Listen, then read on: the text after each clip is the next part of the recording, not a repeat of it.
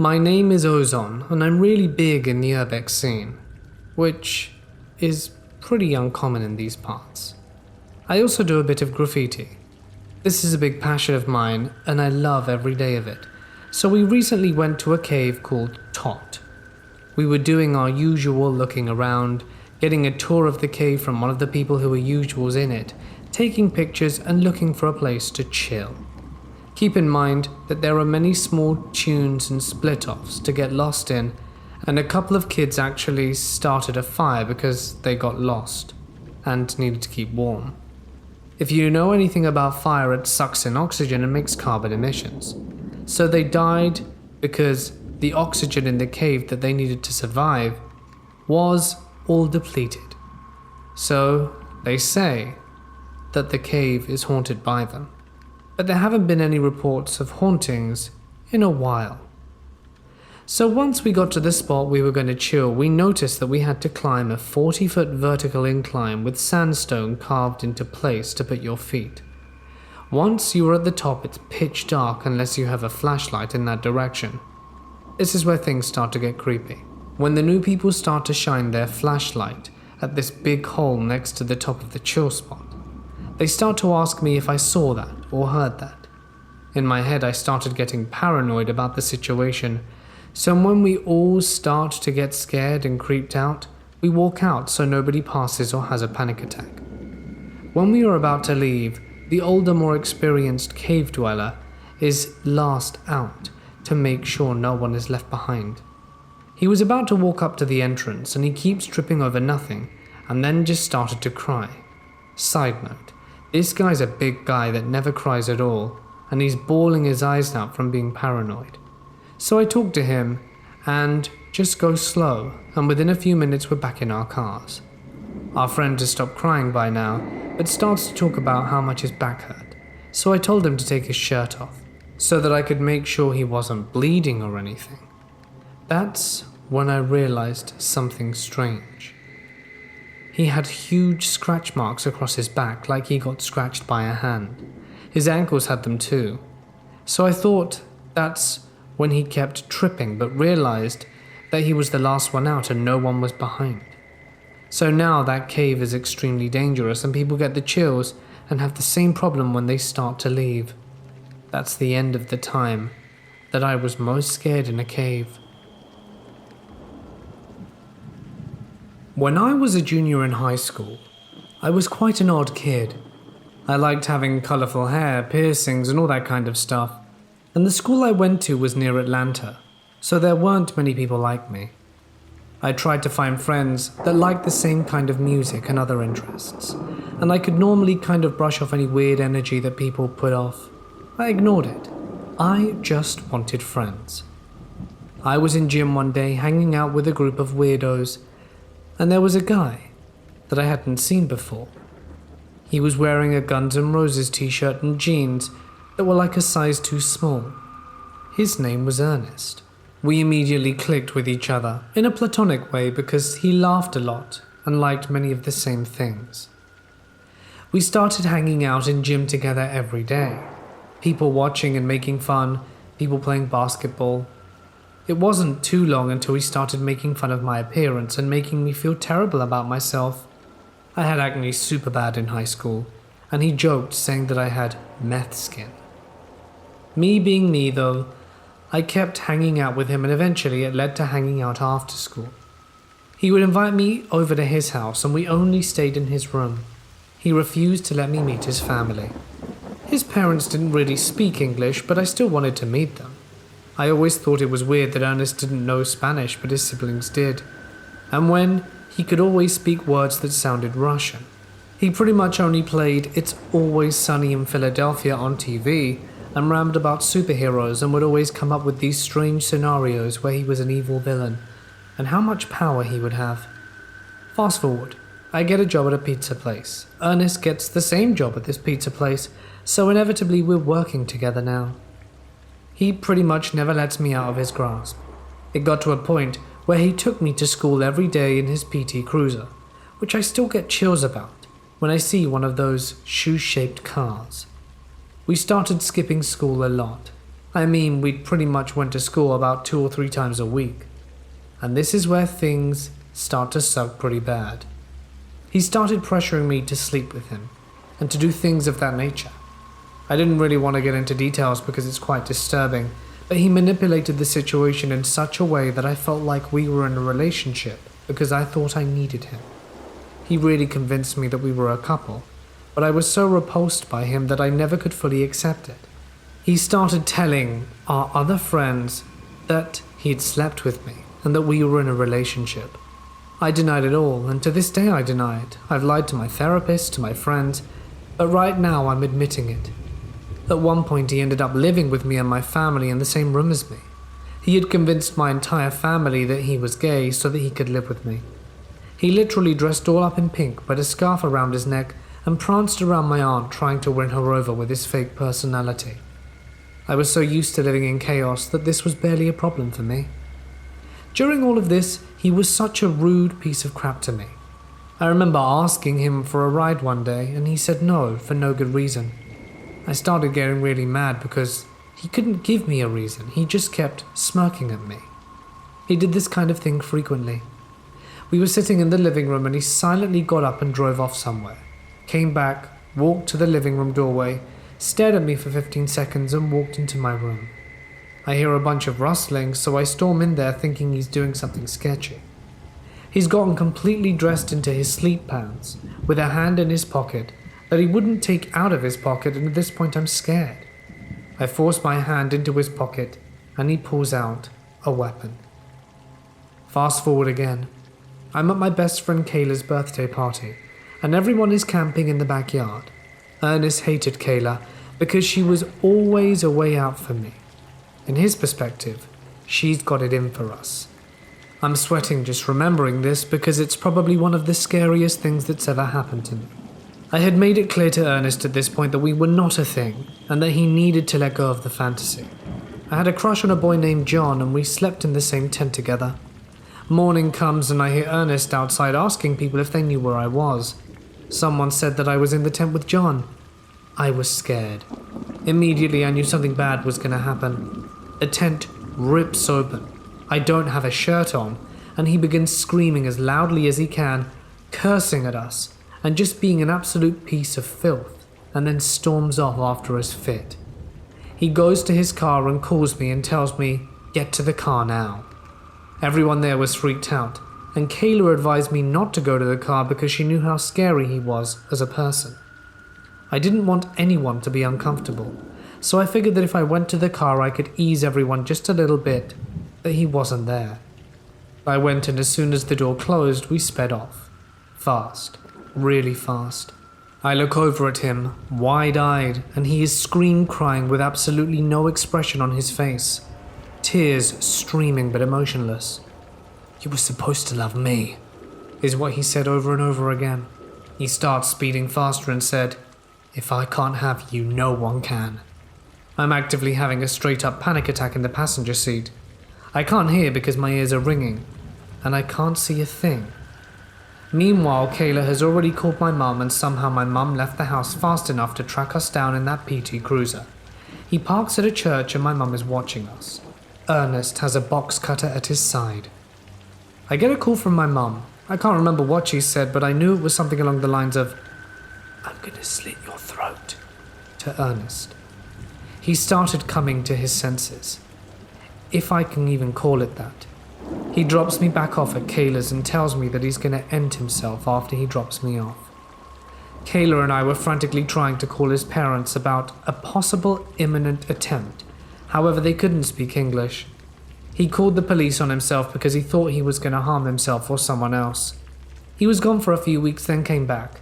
He was parked outside school waiting for me to come out.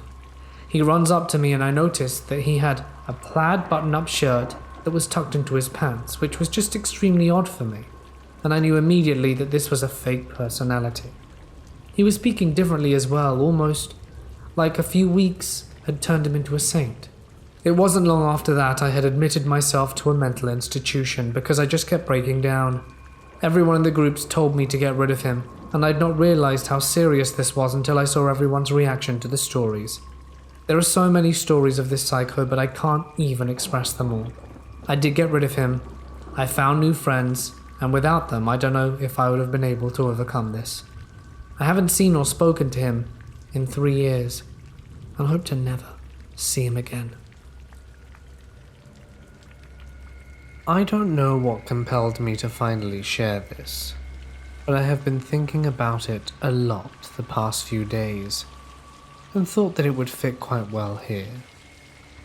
When I was about 8 years old, my parents were going through a divorce, and me and my older sister used to spend a lot of our time at our grandparents' house.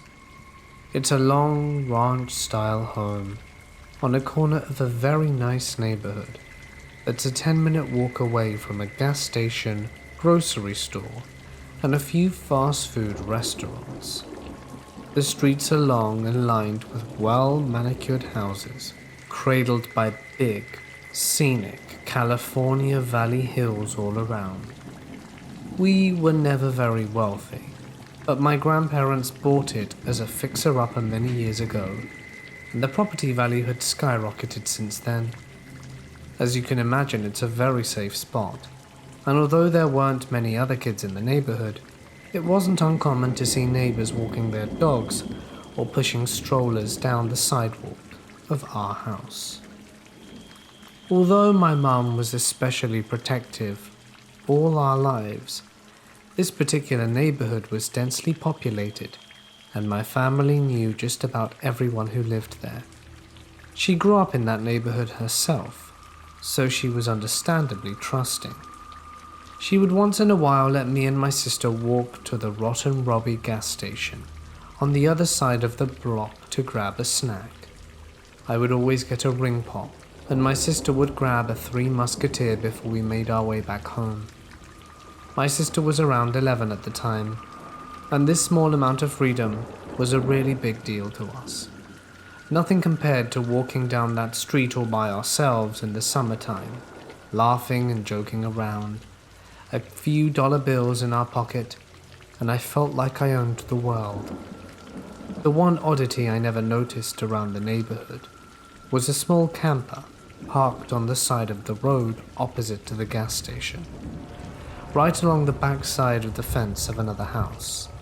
It sat there in the shade like a permanent fixture, all the windows constantly covered by opaque beige curtains.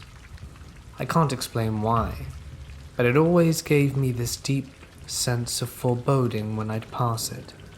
I was almost positive someone was living inside it, because at times I'd hear the air conditioning running as it sat stagnant at the same spot.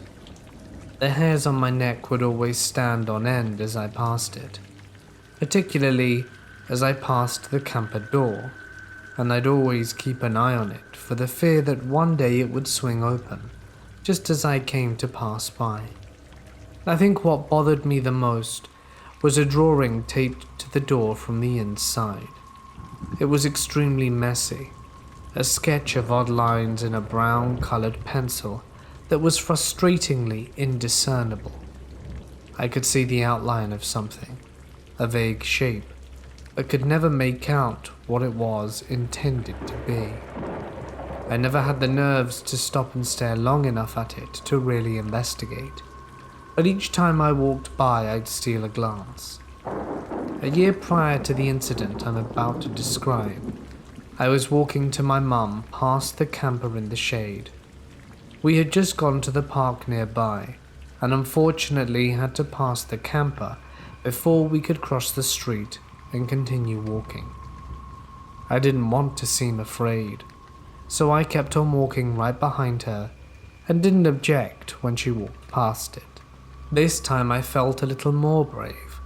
I was frustrated not being able to decipher the drawing for so long, and while my mum was feet away I stopped in front of the camper door and took a moment to really look at it. Upon closer inspection the paper was filthy. I remember doing a project in elementary school where we soaked printer paper in black coffee to make it look aged, and that's what it reminded me of.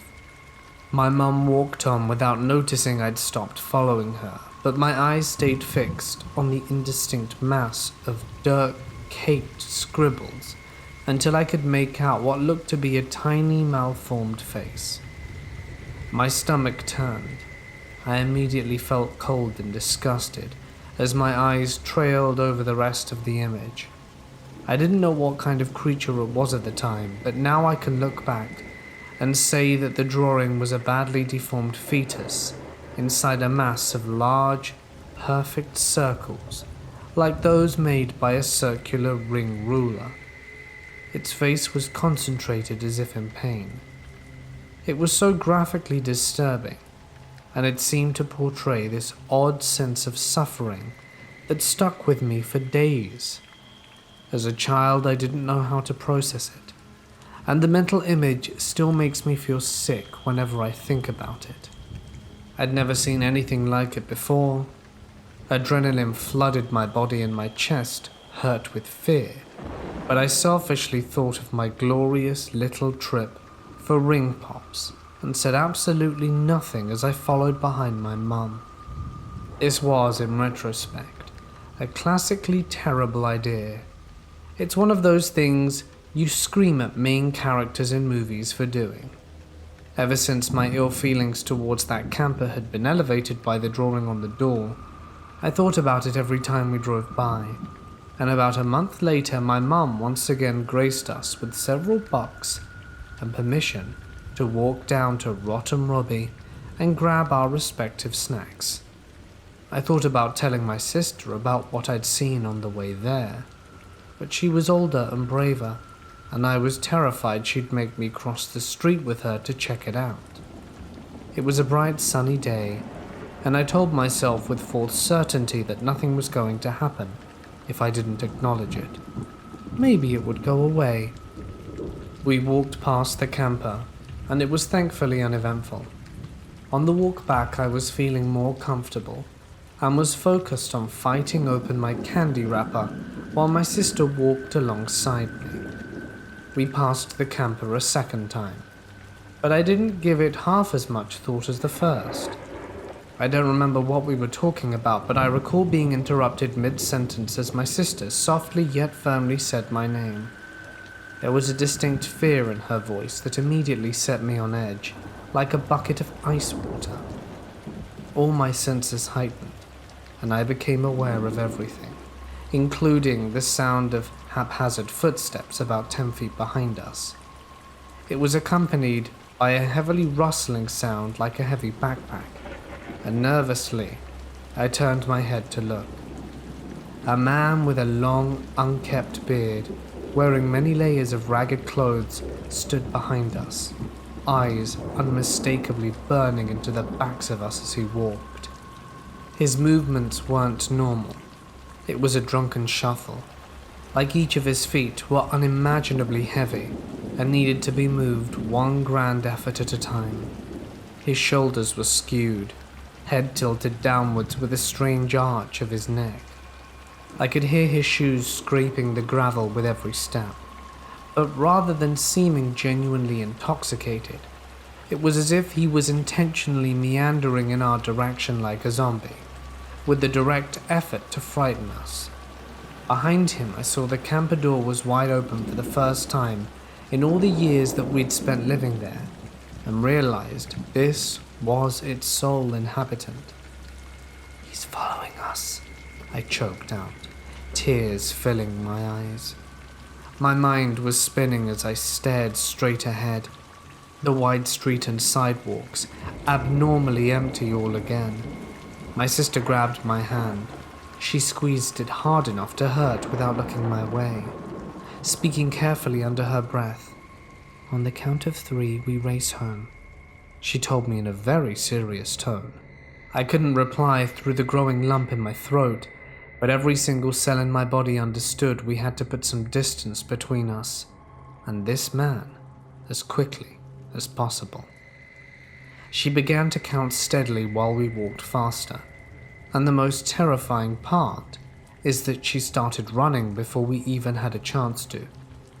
He must have heard her directions to me and tried to get a head start by sprinting in our direction before she got to 3. but his footsteps were noisy, and we bolted like deer the instant we heard him behind us. I'll never forget it. The chase felt exactly like how you imagine in your nightmares. The fear, your pursuer, inches away from grabbing your arm or a fistful of your hair. I pictured myself being dragged into the van, with nobody around to see nor hear me. We ran so fast we didn't even have to breathe to scream. And peering back behind me, about 10 seconds later, I saw him running in our direction with absolutely none of the impairment he showed with those zombie-like steps just moments before.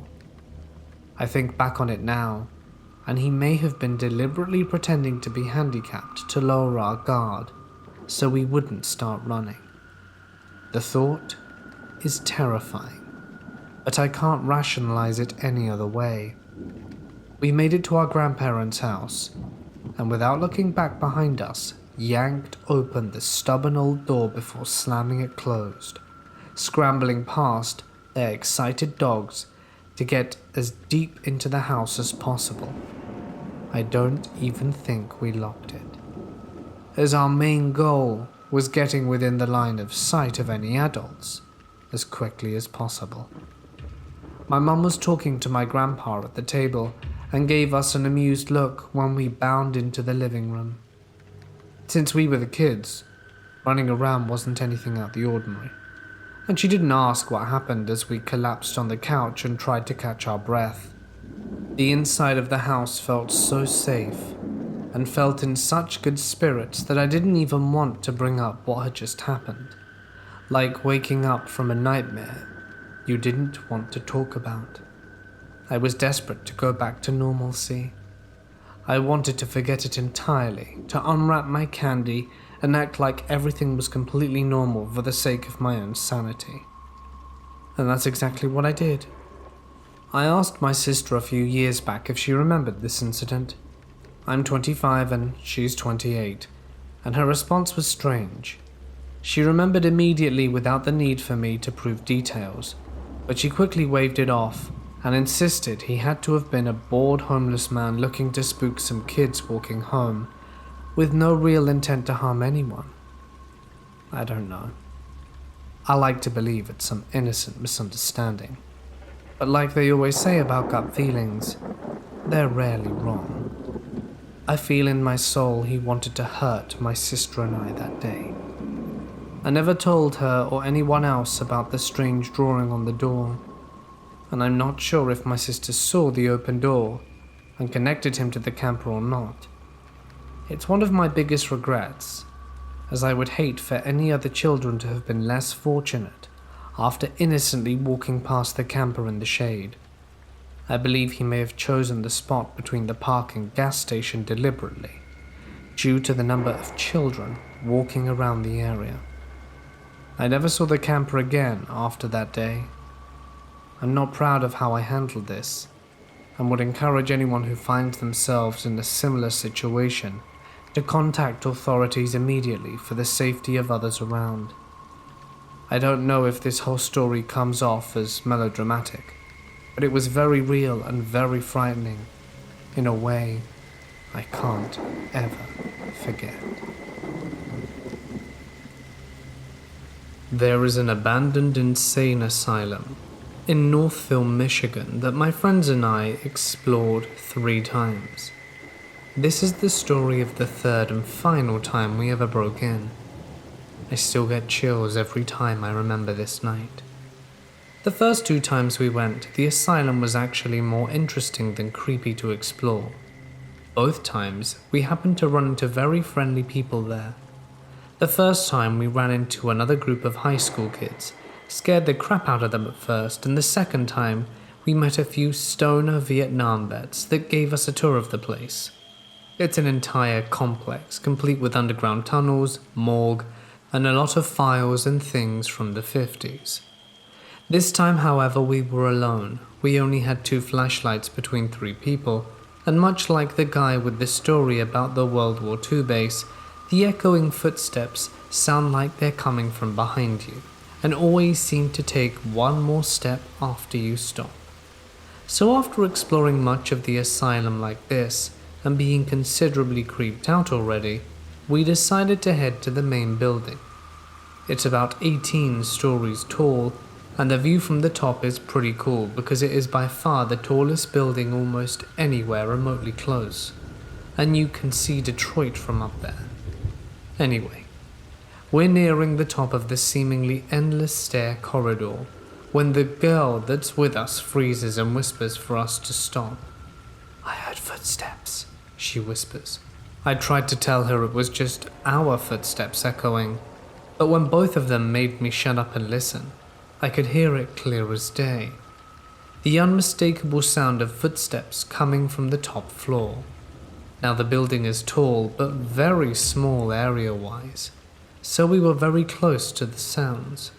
Still standing on the stairs, we whispered among us about what we were going to do. My very stupid friend insists that it's probably just another friendly person and that we should say hi. I try to explain to him that you don't just want to meet the kind of people that pace the top of the stairs of an old asylum in the middle of the night. We couldn't convince him, and he goes to head up for the stairs. But I was like, forget this, and just started running down the stairs. Fortunately, he followed us and we got out of there without ever finding out who or what was walking around there at night. To top it all off, a cop was passing by the road and spotted us after coming out the building, and we had to run into the asylum complex to get away. I still think back to that night sometimes and wonder who was up there. There were definitely no guards, so it was probably either a gang, as there is gang graffiti all over the asylum, or the tortured soul of a crazy person. Either way, that was way too close. This was back in 2014. I had moved off campus into a really nice part of town. I was in junior college, and this was my first time living on my own. Campus was only 2 miles away, and I would often walk back home from campus. I would take the bus or catch a ride with a friend to campus. I walked home because my schedule ending never quite matched up with the bus schedule, and my friend finished 2 hours before my daily schedule did. I was used to walking the 2 miles to my apartment. I never thought anything of it, because I walked right through the busy area of town, along the second main road, so there were always people around. My apartment was actually a stone's throw away from the most popular frozen custard shop in the area. Every night, the parking lot would be packed. I'm walking home as usual, get to the frozen custard shop and notice there's a lot of people tonight. It was just something I've always noticed and paid attention to. All of a sudden, a huge red truck pulls up behind me. I'm caught off guard because I have my headphones in, and it takes about 30 minutes to an hour to walk home, so I'm usually just listening to music or talking on the phone. I stop to take my headphones out to look at the truck. This man is dressed like a country singer and sitting in the driver's seat. He looks at me and asks me where the mall is, and I point him in the direction of it. He says, "I've been down that way. I'm a photographer, and I'm supposed to be doing a photo shoot at a bar behind the mall. I've lived in this town going on 3 years now, and I know where all the bars are located. It makes it easy when they're on the same street." I explained to him there are no bars by the mall. They're all on Philly Street, and he continued to insist there is a bar behind the mall. All of a sudden he just changes. He looks at me and asks me to step back, so I did. He looked me over and asked me how tall I was. I told him 5'7". He asked me, "I'm doing a photo shoot, would you like to be a model for it?" I told him I don't like getting my photos taken, and he insisted, telling me I was beautiful and I would look great. I told him my mum and brother are photographers and have tried to get me to model for them, and I don't like having my photo taken. Almost like he's given up on the tactic, he moves to another, then asks me where I live. I told him not far, but he wanted more info. I pointed in the vague vicinity of my apartment, making a point, not to an actual point at all. This dude then asks me if I want a ride. I told him, no, it's not far, I'll be fine. He kept insisting I let him give me a ride home, and I kept telling him no, stepping further away from the truck. He then out of nowhere asked me, how he would get to the mall, and I told him to take the road down. Go down the road, turn left, the mall will be on your left. He thanked me and began driving off, and I walked slowly to my apartment. I watched his truck get to the light, and instead of turning like I told him, he went straight. Going straight leads into a small residential area that you need to know this town well enough to get through. I lived in that town from 2012 to 2017, and still can't figure my way through there. I made sure the truck was completely out of sight before I hightailed it to my apartment and locked the door. My dog didn't quite understand what was going on. All he knew was he had to go potty bad. I tried to distract him for 5 or 10 minutes to make sure the coast was clear. My heart sunk when I finally did take him out. The same red truck was parked near the parking lot behind my apartment building. The truck didn't belong there. I'm one that memorizes all the vehicles that are normal for the area, and no one had a red truck like that one. I went back in and texted people describing the man and the truck to them in case something happened to me, and I did not go back out for hours. When I did, the truck was gone. Never saw the man nor the truck again. So to the guy who wanted to take me in front of the most popular venue in town on my way home, let's never meet. I live on an island with about 50 to 70 other residents. The island is about 2 to 3 miles long. This island is believed to be haunted. I've lived here for only 2 years, and I've already got quite a few paranormal stories that I've either heard from long-time residents or experienced firsthand. So, on one quarter of the island is the residential area, with another quarter being abandoned buildings, and the rest dense forest with a slim path down to the end. During October, me and a small group of friends decided to explore the abandoned buildings as a fun little spooky thing for the month of October. We grabbed our flashlights and headed off by foot. Now these weren't just normal abandoned buildings. These were abandoned from an old theme park from the 50s to 80s. A lot of them were very large and dark inside. As we approached the abandoned buildings, I got a very uneasy and creepy vibe that the forest was blocking a good amount of light and casting shadows everywhere on the buildings. First, we went into the little bumper car pavilion, which wasn't really scary besides the rotting inside the overgrowth. It was actually pretty cool, until we heard a crash come from the old theatre, where the plays used to occur. Being the stupid boys we were, we decided to check it out. Every door seemed to be boarded up and blocked except for the one that was only blocked by a rock that 2 of us could easily move. We moved the rock and looked inside and turned on our flashlights to look in, and that's when we immediately got a fleeting sense of dread and helplessness. The theatre itself was a mess, with benches thrown around and tarps hanging from the roof, everything covered in a thick layer of dust. We began hearing strange noises, like a mix between humming and sobbing coming from a hall in the back. When we went back to the door, because we were super creeped out and just wanted to go and play games at this point. But on our way out, we took a look around, and literally just as I was putting my foot out the door, I saw what looked like a giant humanoid thing, at least 8 feet tall, completely black and shadow-like, and it ran into the back hall. At this point, we were having none of it, booked it out the door to the main path and onto our golf cart and floored it back to the residential area. I thought it was all fine, but for a week after I saw it, I started to get headaches and vomiting, and at one point blacking out. Then it stopped, and the symptoms went away after a week.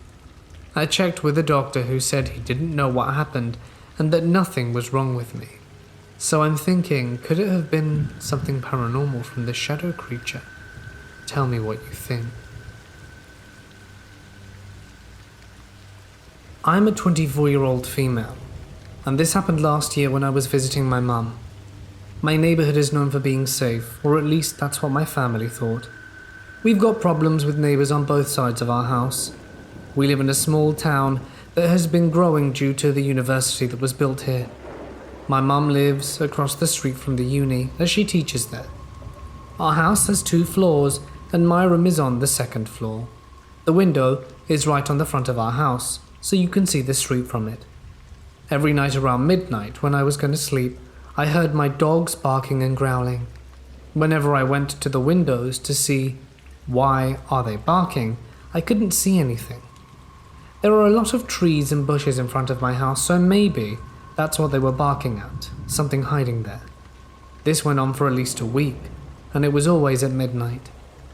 This night I was having trouble sleeping, so I was video chatting with my boyfriend at midnight. My dogs were barking like crazy.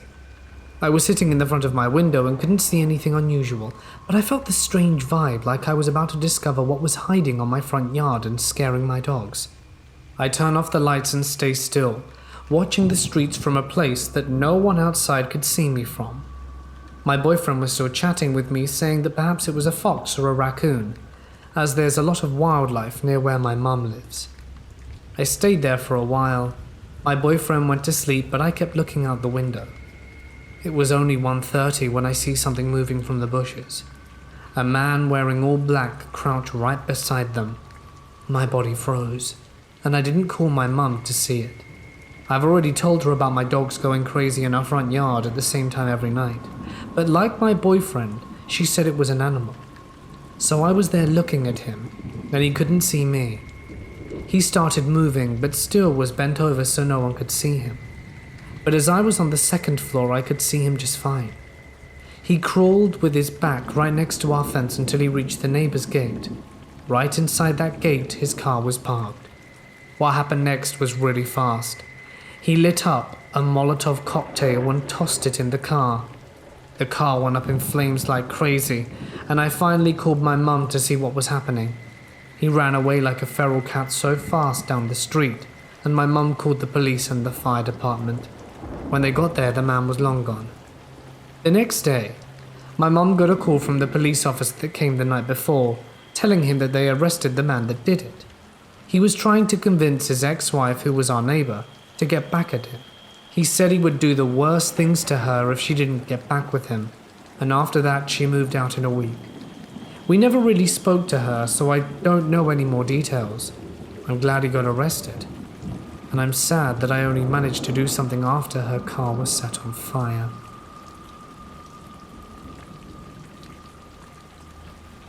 This happened about 3 years ago.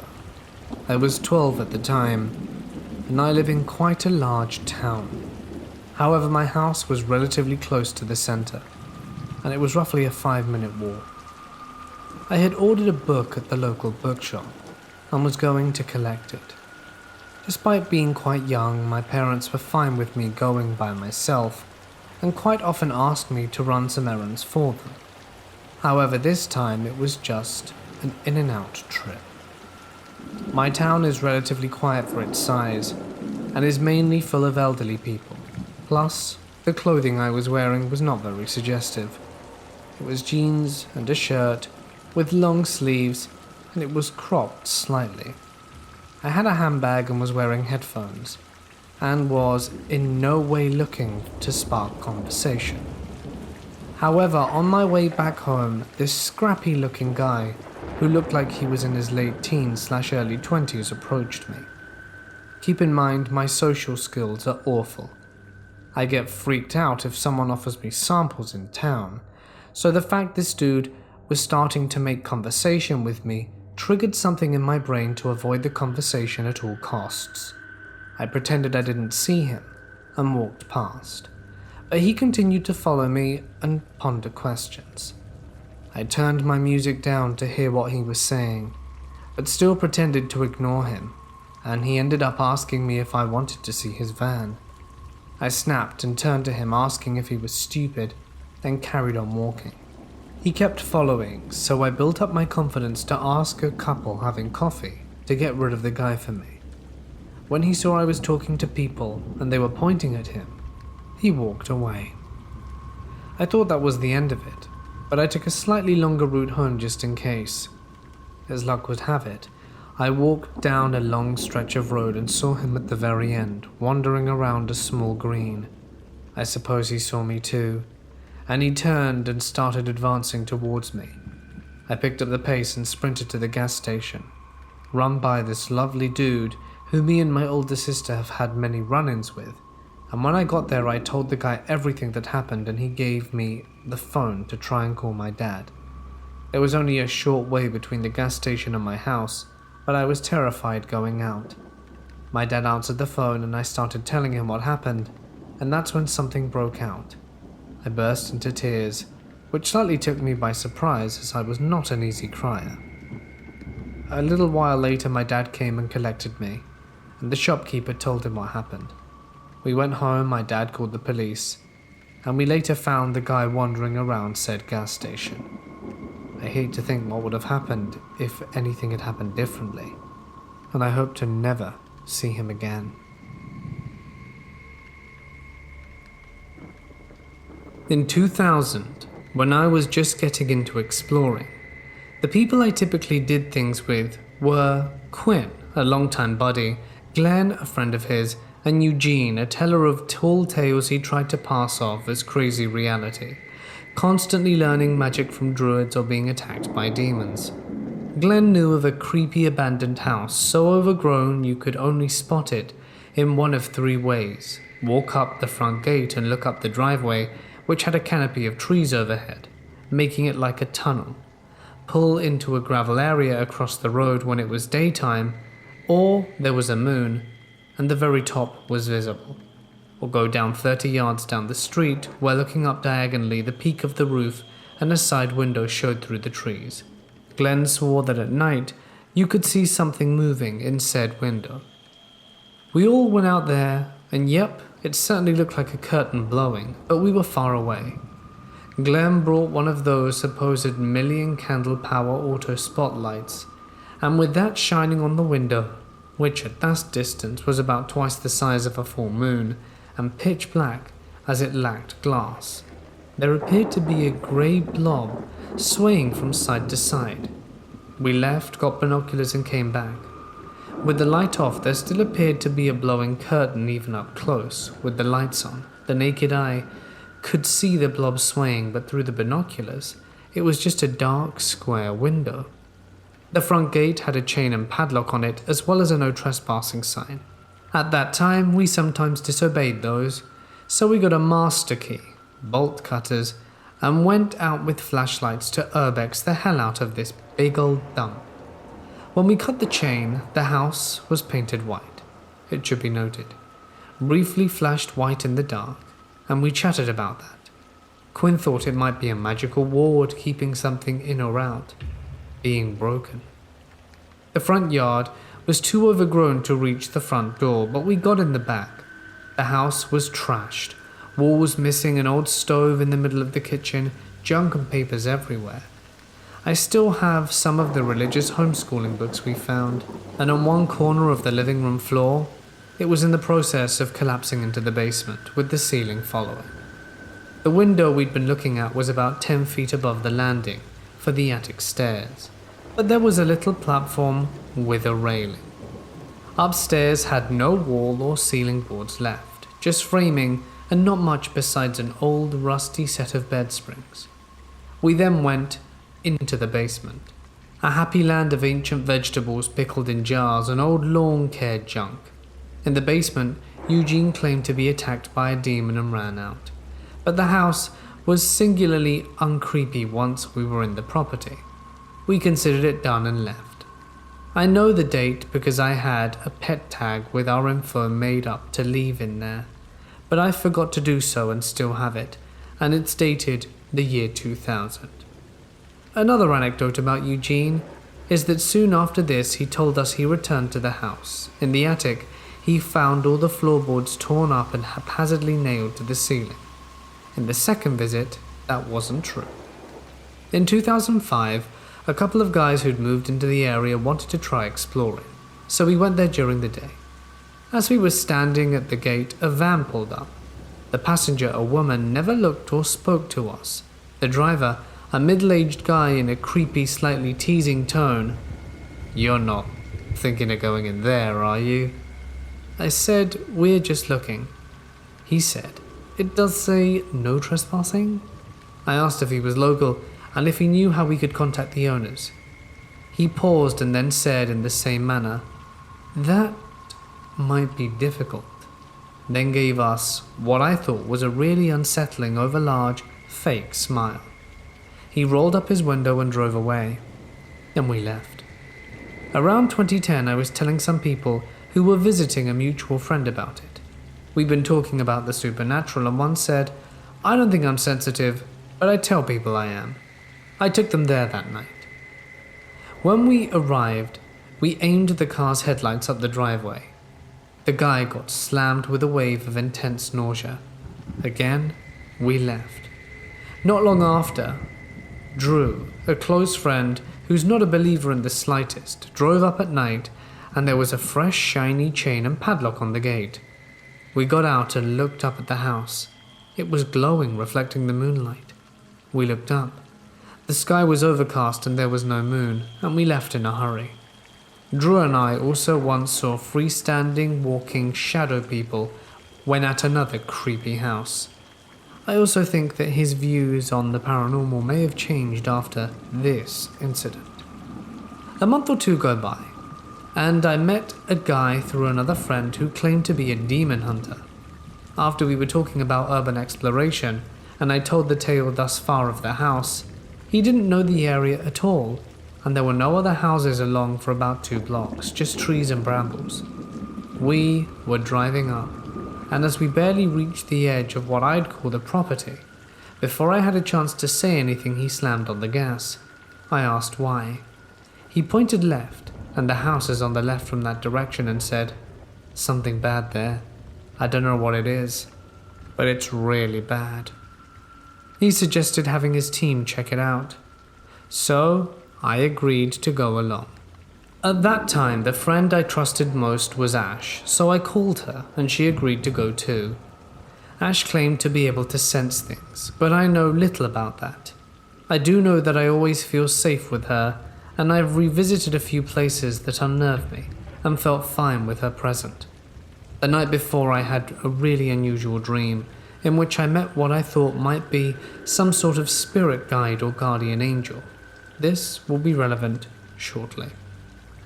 We all arrive and park in the gravel area across the street. I show them the shiny new chain and lock, and the driveway looks too overgrown to go through. The leader of the team talks with me about the place, and I give her the whole history. She has a cocky, arrogant attitude that bugs me, so just to see what she'd say, I ask if she can interpret dreams. She says yes, so I describe one from the previous night.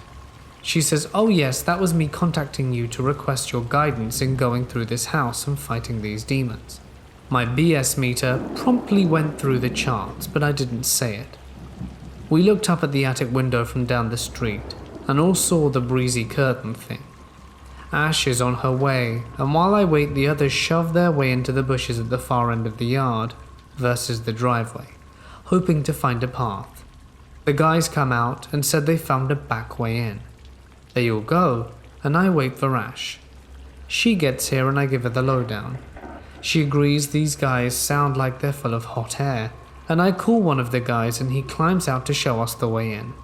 It's a rough method, but enters the far end of the front yard past a greenhouse which someone had left a bunch of chemicals in. Looks like they might have been trying to make something bad. And up the front porch. On this visit, the front door was accessible, but the back and basement doors weren't. Not much had changed in the house, and the living room corner was in the same state of semi-collapse.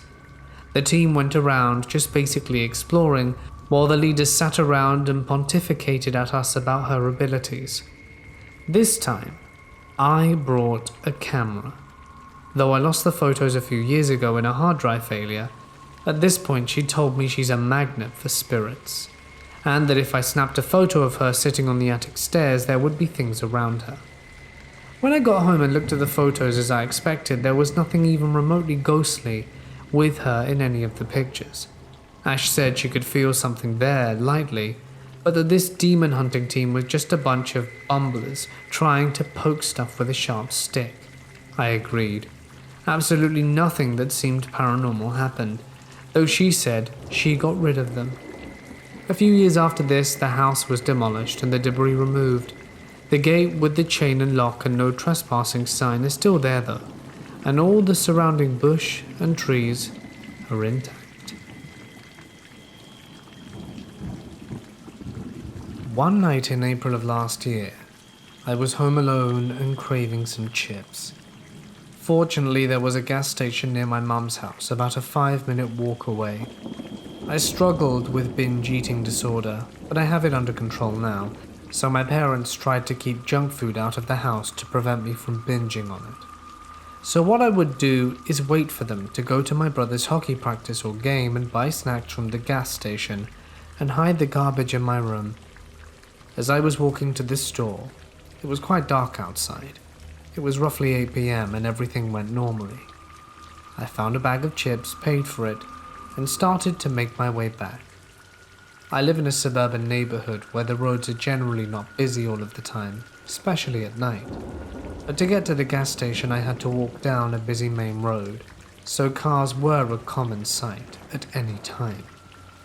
When I turned onto my mum's street, as it connects to the main road, I saw a dark van with tinted windows slowly follow behind me. 30 seconds later it pulled up, and a man rolled down the window. It was dark and I couldn't pick out any of the man's features, but the tone of his voice made him sound like he was in his 30s. He said something along the lines of, "Hey, my dog Chucky ran off and I'm looking for him. He's a golden retriever, have you seen him?" "No, sorry," I responded. "That's alright. Say, do you want to hop in and help me look for him? It'd be a big help." "I'm busy tonight," I lied. This was a very friendly neighborhood, and missing pets were a common occurrence, so I saw nothing wrong with what he was saying. The only reason why I said no was because I was honestly feeling lazy and just wanted to eat chips. To me, there was nothing off or wrong about the encounter. He thanked me anyway and drove off, and I got home a few seconds later, locked the door behind me, and enjoyed the chips in my room. A few days later, I was telling my friend in art class about what happened, just casually bringing it up. At the time, I still saw nothing wrong, until suddenly one of my friends who lives in my neighborhood, Kira, seemed to freeze up. "He drove a black van?" she asked. "Yes," I responded. I didn't know where she was going with that. "I saw him the other night. He told me the same thing about the dog, except when I said no, he opened the door and tried to grab me." That's when the realization sank in. What would have happened if I'd have agreed to help him? What would my parents do if I'd have never have come home? Kira was on a track team and I wasn't. What would have happened if he had tried to grab me or chase me? I was lucky he didn't. I felt sick, and ended up having a bad rest of art class. To this day, I never go on walks when it's dark, out alone. I'm an urban explorer, but nearly everything I've done has been above ground. But there was an old farmhouse near me that's now been demolished, which I explored several times, including the basement. Let me tell you, I'd say the times something unexplainable happened were about under 5%, but I have had several within this house. It had been abandoned for at least 30 years, was in very poor shape, and used to be a big party spot for teens. A friend can recall waking up on the lawn one morning still drunk, surrounded by empty bottles. The basement had a bunch of usual laughable, wannabe satanic tagging all across one wall in red paint, and religious messages in black countering it on the opposite wall. The underground experience happened one night as the three of us were walking up the staircase out of the basement, which had solid walls on both sides. As we did, each person in turn from top down got their shoulders bumped as though a person were going down past us as we were going up. I might as well mention the non-underground ones too, in case someone is interested. The second floor ceiling was damaged, but we did go up the attic stairs, and when we shone a light towards the other end, we saw what appeared to be a human face, and only a face, down there, completely not moving. The windows were all boarded over, but one on the second floor had the board nailed over at the top. It was bent open outwards at the lower end, held out by a chunk of wood. On one visit with some newbies, we looked up and saw that it was closed. The newbies thought the place looked to be run down, but safe, and when they tried to uncover a statue among the weeds in the yard, they elected to poke around in there. When the rest of us got upstairs, the board was bent open as usual, and when we looked out and saw the others in the yard, and I'm still kicking myself for not shouting down to them, because when we got back inside it was shut again. I'll start this off by stating that at the time of this incident I was 10. This was about 30 years ago, and I've only explained the situation to my mum, but didn't tell her until years later. I'm ashamed of my actions because I knew better. I was in 4th grade. At this time my parents had very little money, but were trying their best to have a roof over our heads. Even though I was a kid, I understood the financial pressures they were having, which was why I didn't ask for anything. This particular morning as I was walking to school, I was approaching a car parked across the street from the school. This car was parked with the passenger side against the curb. The front passenger side door was open all the way, and as I walked by, I was curious and looked in the car. On the passenger side floor was a lot of quarters, probably around $10 to $20 worth. A man was sitting in the driver's seat with his arm in a cast. It reminded me of Ted Bundy. He saw me looking over and called to me. Here's where I knew better, but screwed up. I walked over and he asked me to help him pick up the quarters on the floor and put them in a cup he had. He said they fell out the cup and he couldn't pick them up himself because of his arm. I thought that if I'd help, he might give me some quarters for helping. Again, I'm a kid, and we're really poor, and I just wanted a few quarters so I could get a soda from the vending machine at school. I helped pick up the quarters and put them in the cup. I was kneeling on the sidewalk, halfway in and halfway out of the car. I remember looking behind me and seeing mothers walking their kids to school, and a few of them looked frightened for me but kept walking, bringing their kids closer to them as they passed by. I finished picking up the quarters and the man said, "My God, what a good helper you are. How about you hop in the car and I take you for some ice cream?" It's 7 o'clock in the morning, and he wanted to take me for ice cream? Yeah, that's unlikely. He began to reach over to grab my arm to pull me in, but at that moment a voice as clear as day told me to get up, get out of the car and go to school. I knew immediately what that voice was, who it was from, and you don't hesitate when you hear its voice. You just do what it says. Yes, for me and my belief, I can say with certainty that it was God. It wasn't the only time I'd heard that voice, but I knew it was him. I understand that others don't believe, and that's okay. I'm not telling the story for my beliefs, but it's the reason why I wasn't taken that morning. Once I heard his voice, I stood up and told the man I needed to go and ran to school. I could hear the man calling out, saying he'd give me some quarters if I go back to him, but it didn't work. I obeyed the voice and went to school. Not a word or look behind. I also never walked that way to and from school again. That was the short walk to school, but I didn't want to risk it, so took the long way home after. I did hear that the man in the car was a child predator. He had apparently taken kids, and a child in particular was found by the police soon after. Thank God the child was safe and the man arrested.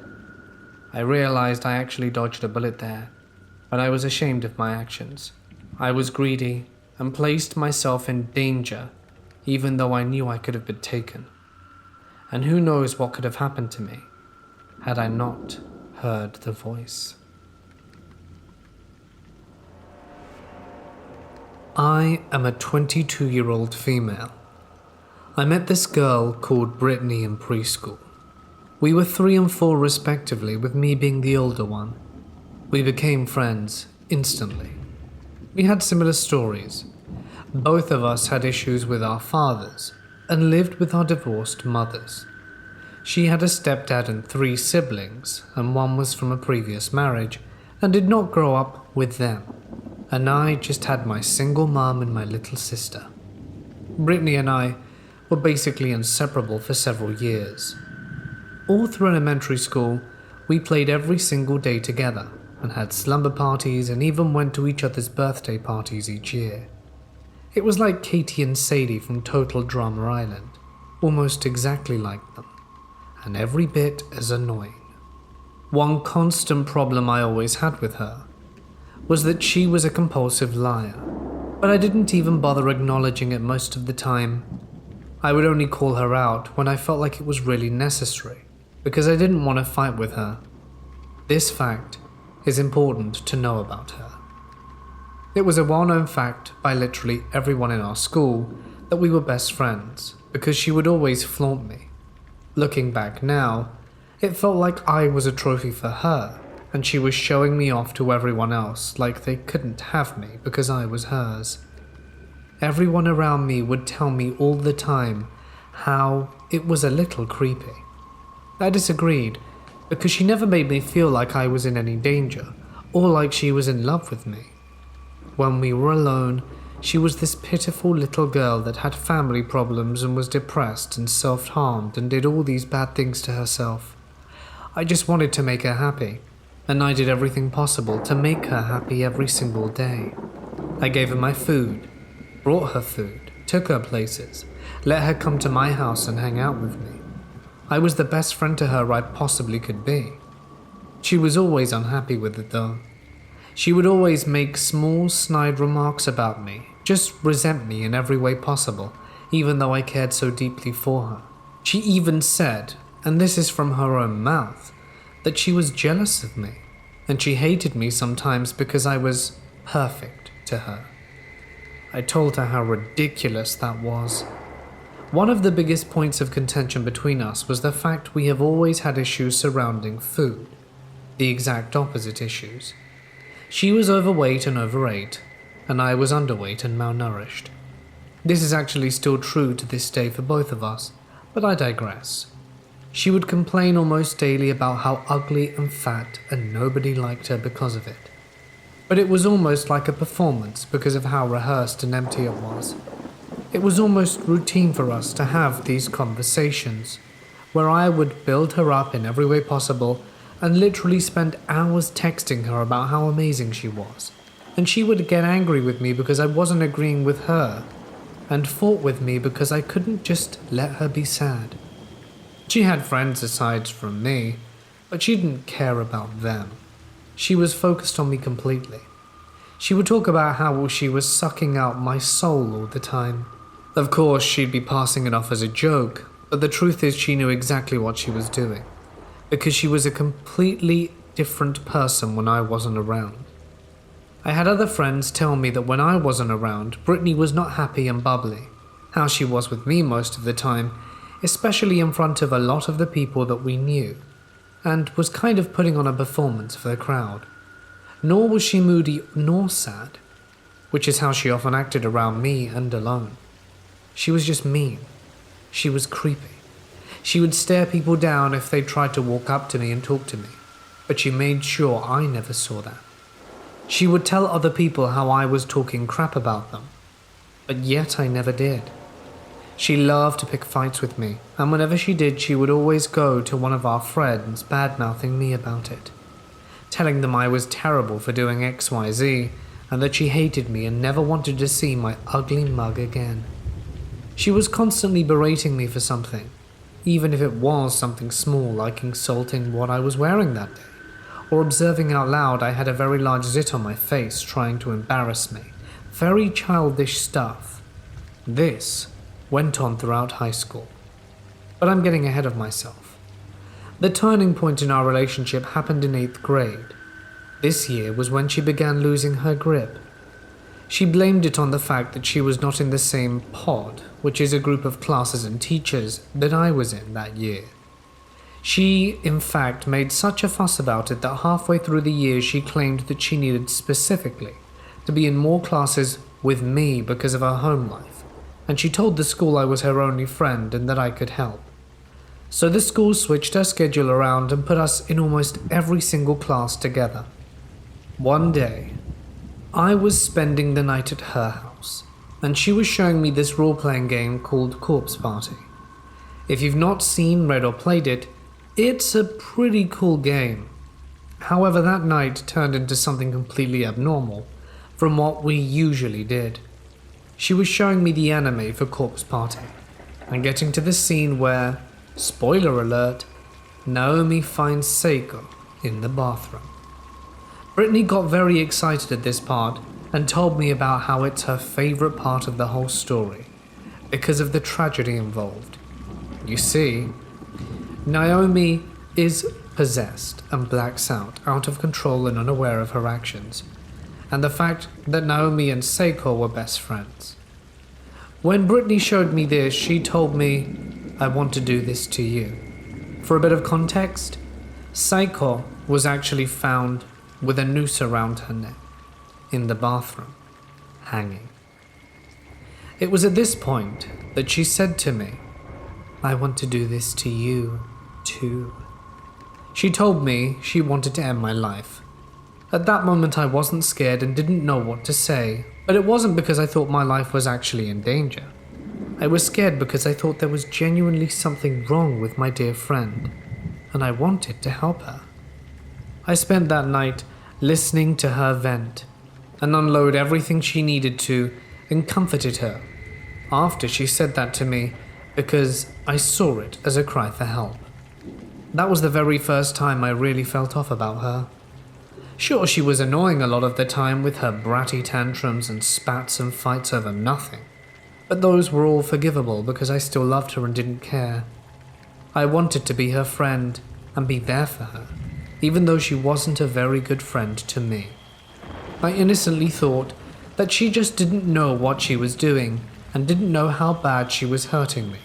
So I just took it on the chin and didn't complain. The night after the whole corpse party incident, Brittany began hitting me. She would quite literally bonk me on the head or arm with her closed fist, basically punching me all the time. The teachers never said a word. When I told my mum about it, though, she was like, "You're not hanging out with her anymore until she sorts herself out." I listened to her, not because she was mum and I did what I was told. I was a sneaky little brat, and if I still wanted to talk to Brittany, I would have.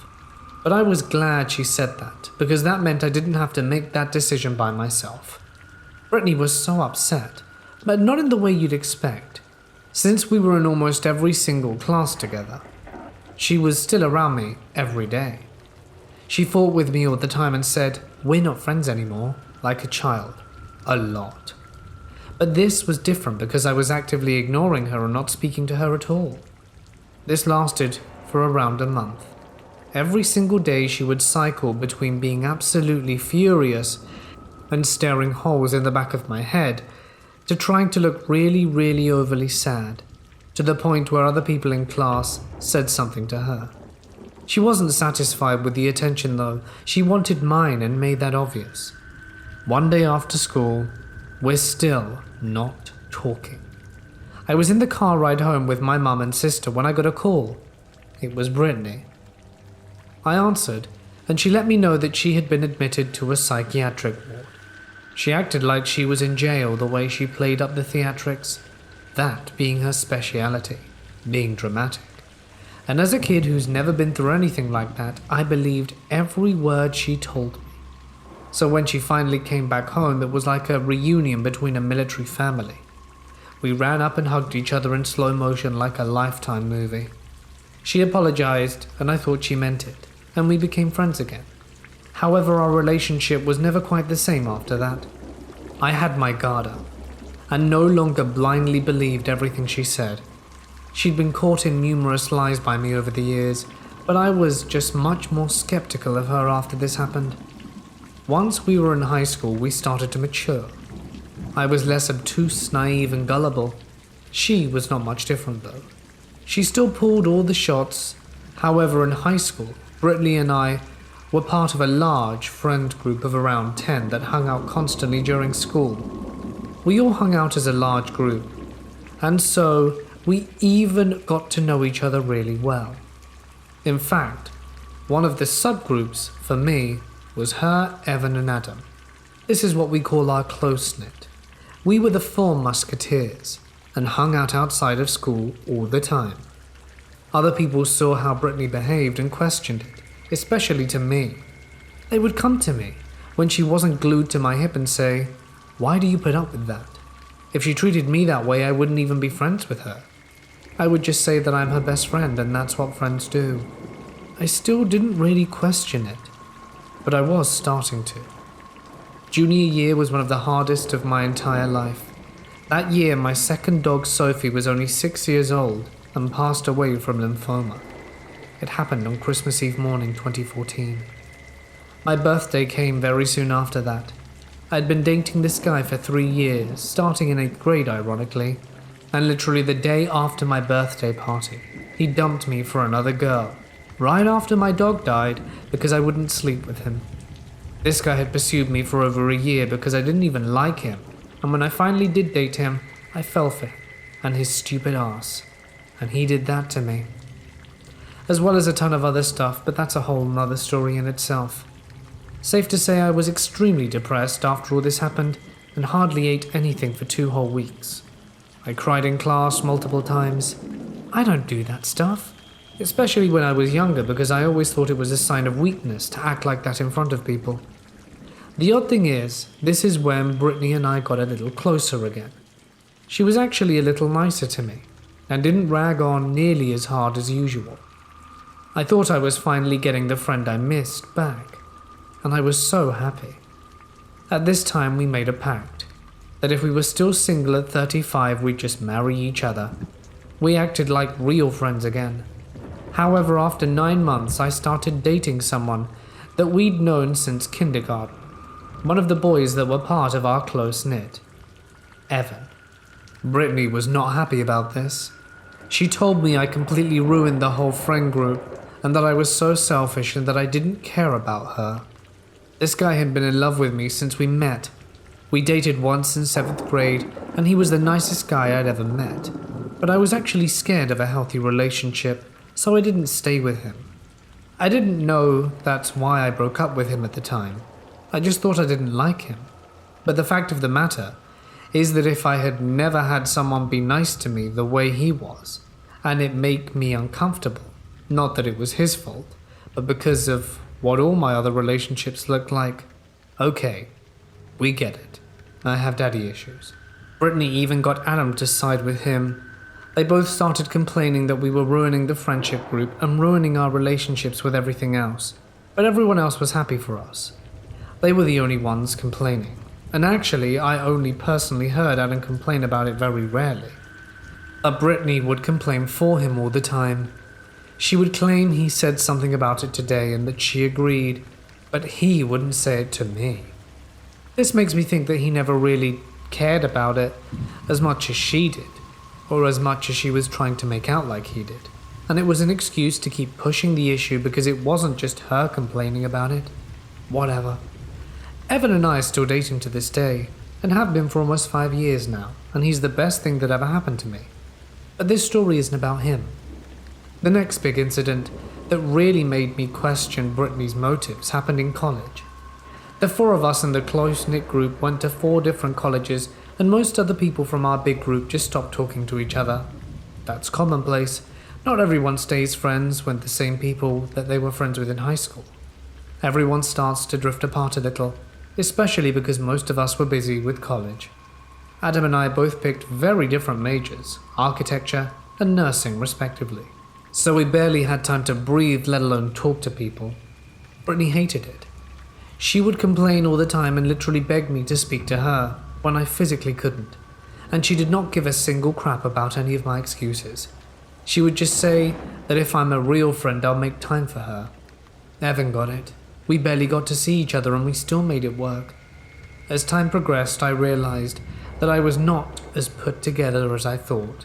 I had always scraped by on the bare minimum, but I thought it was just because I was simply lazy. When I got to college, I put my ass into overdrive and worked hard. I started to figure out that I actually was suffering from a mental illness. I was diagnosed with PTSD and GHD, generalized anxiety disorder, and MDD, major depressive disorder. This is when I actually started to care about taking care of myself and stopped letting people walk all over me.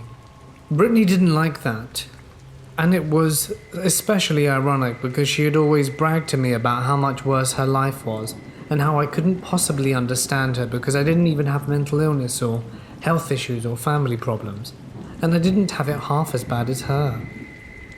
Her saying these things to me constantly growing up made me believe it.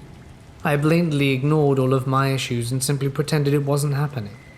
I repressed traumatic memories and just kept trucking. Brittany actually knew this because she reminded me of a specific trauma I'd forgotten for 5 years. But somewhere deep down that I didn't want to look at, I knew I was depressed. I knew there was something wrong, but I wanted so badly for it not to be true that I pretended I wasn't for years.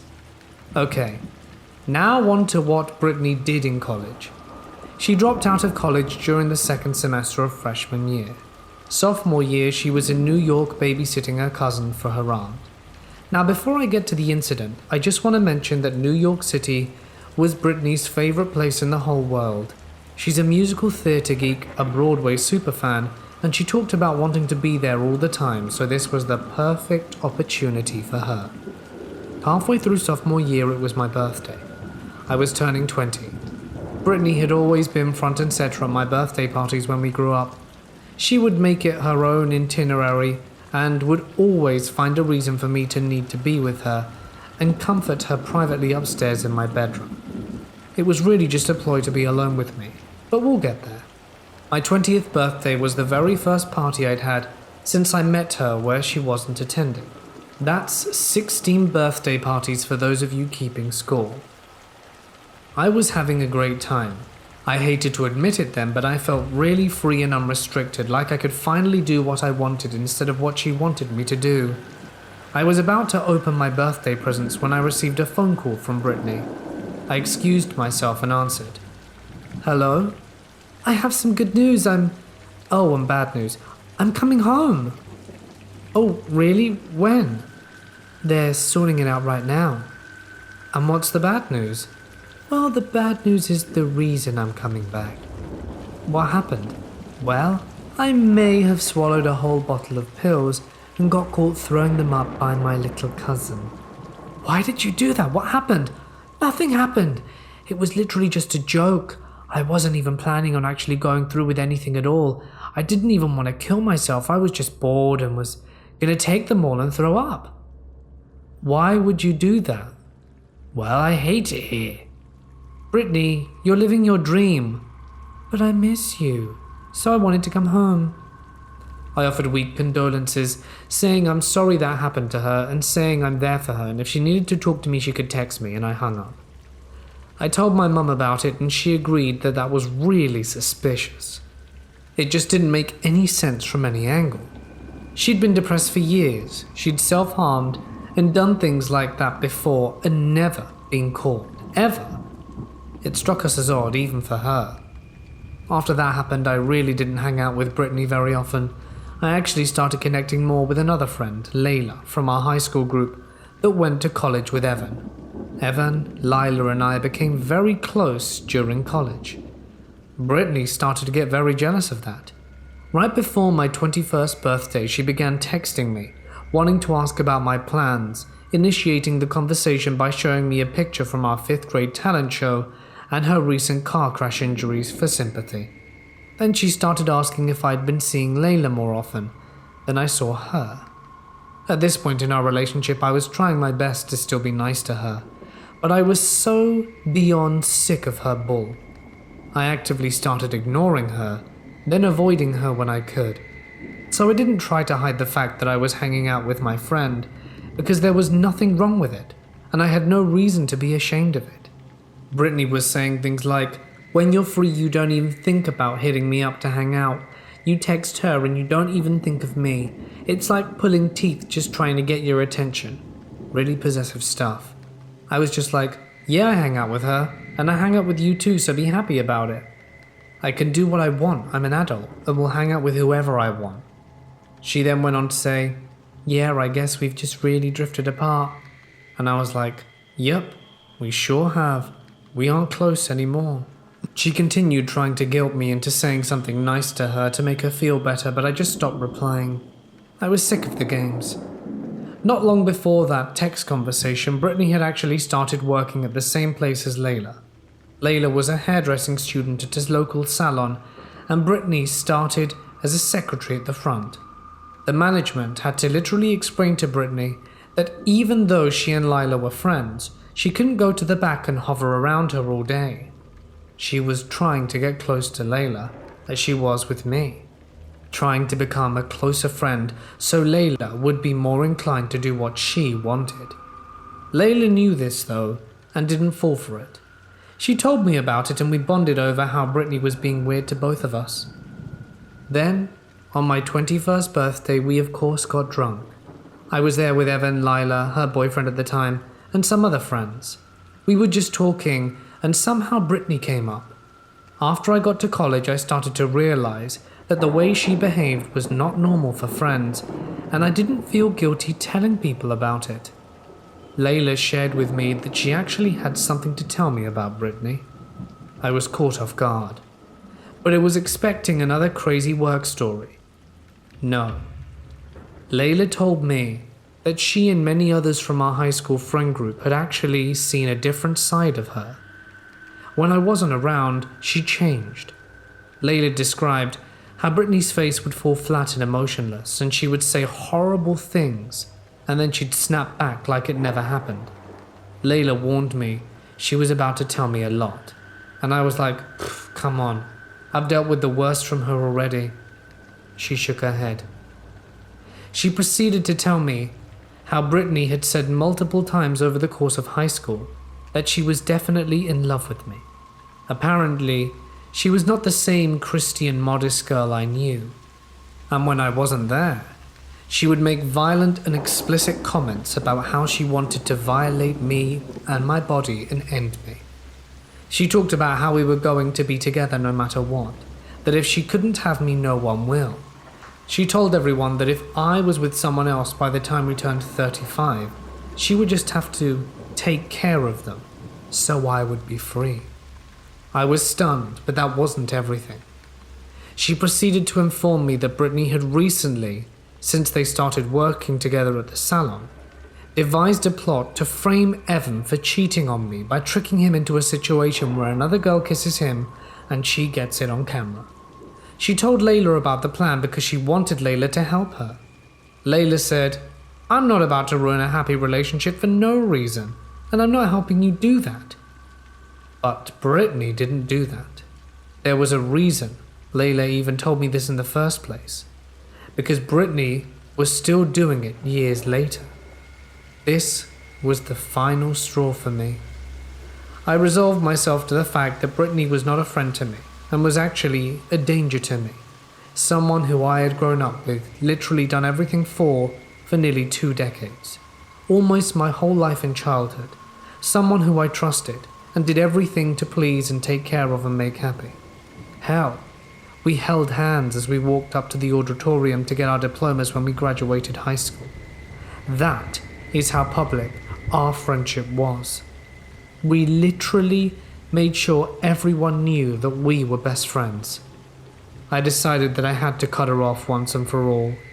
So what I decided to do was hang out with her one last time, have a final good memory with her, and then talk to her alone and confront her. Evan was there with me as I planned this out, and he was scared for my safety.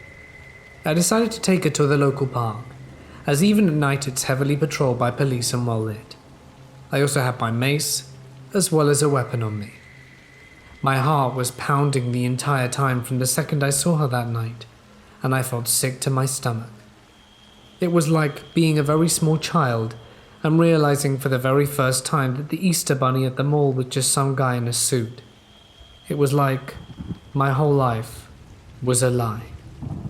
I drove her out to the park and we sang musical theatre songs together like we always did, and then I finally mustered up the courage to say it.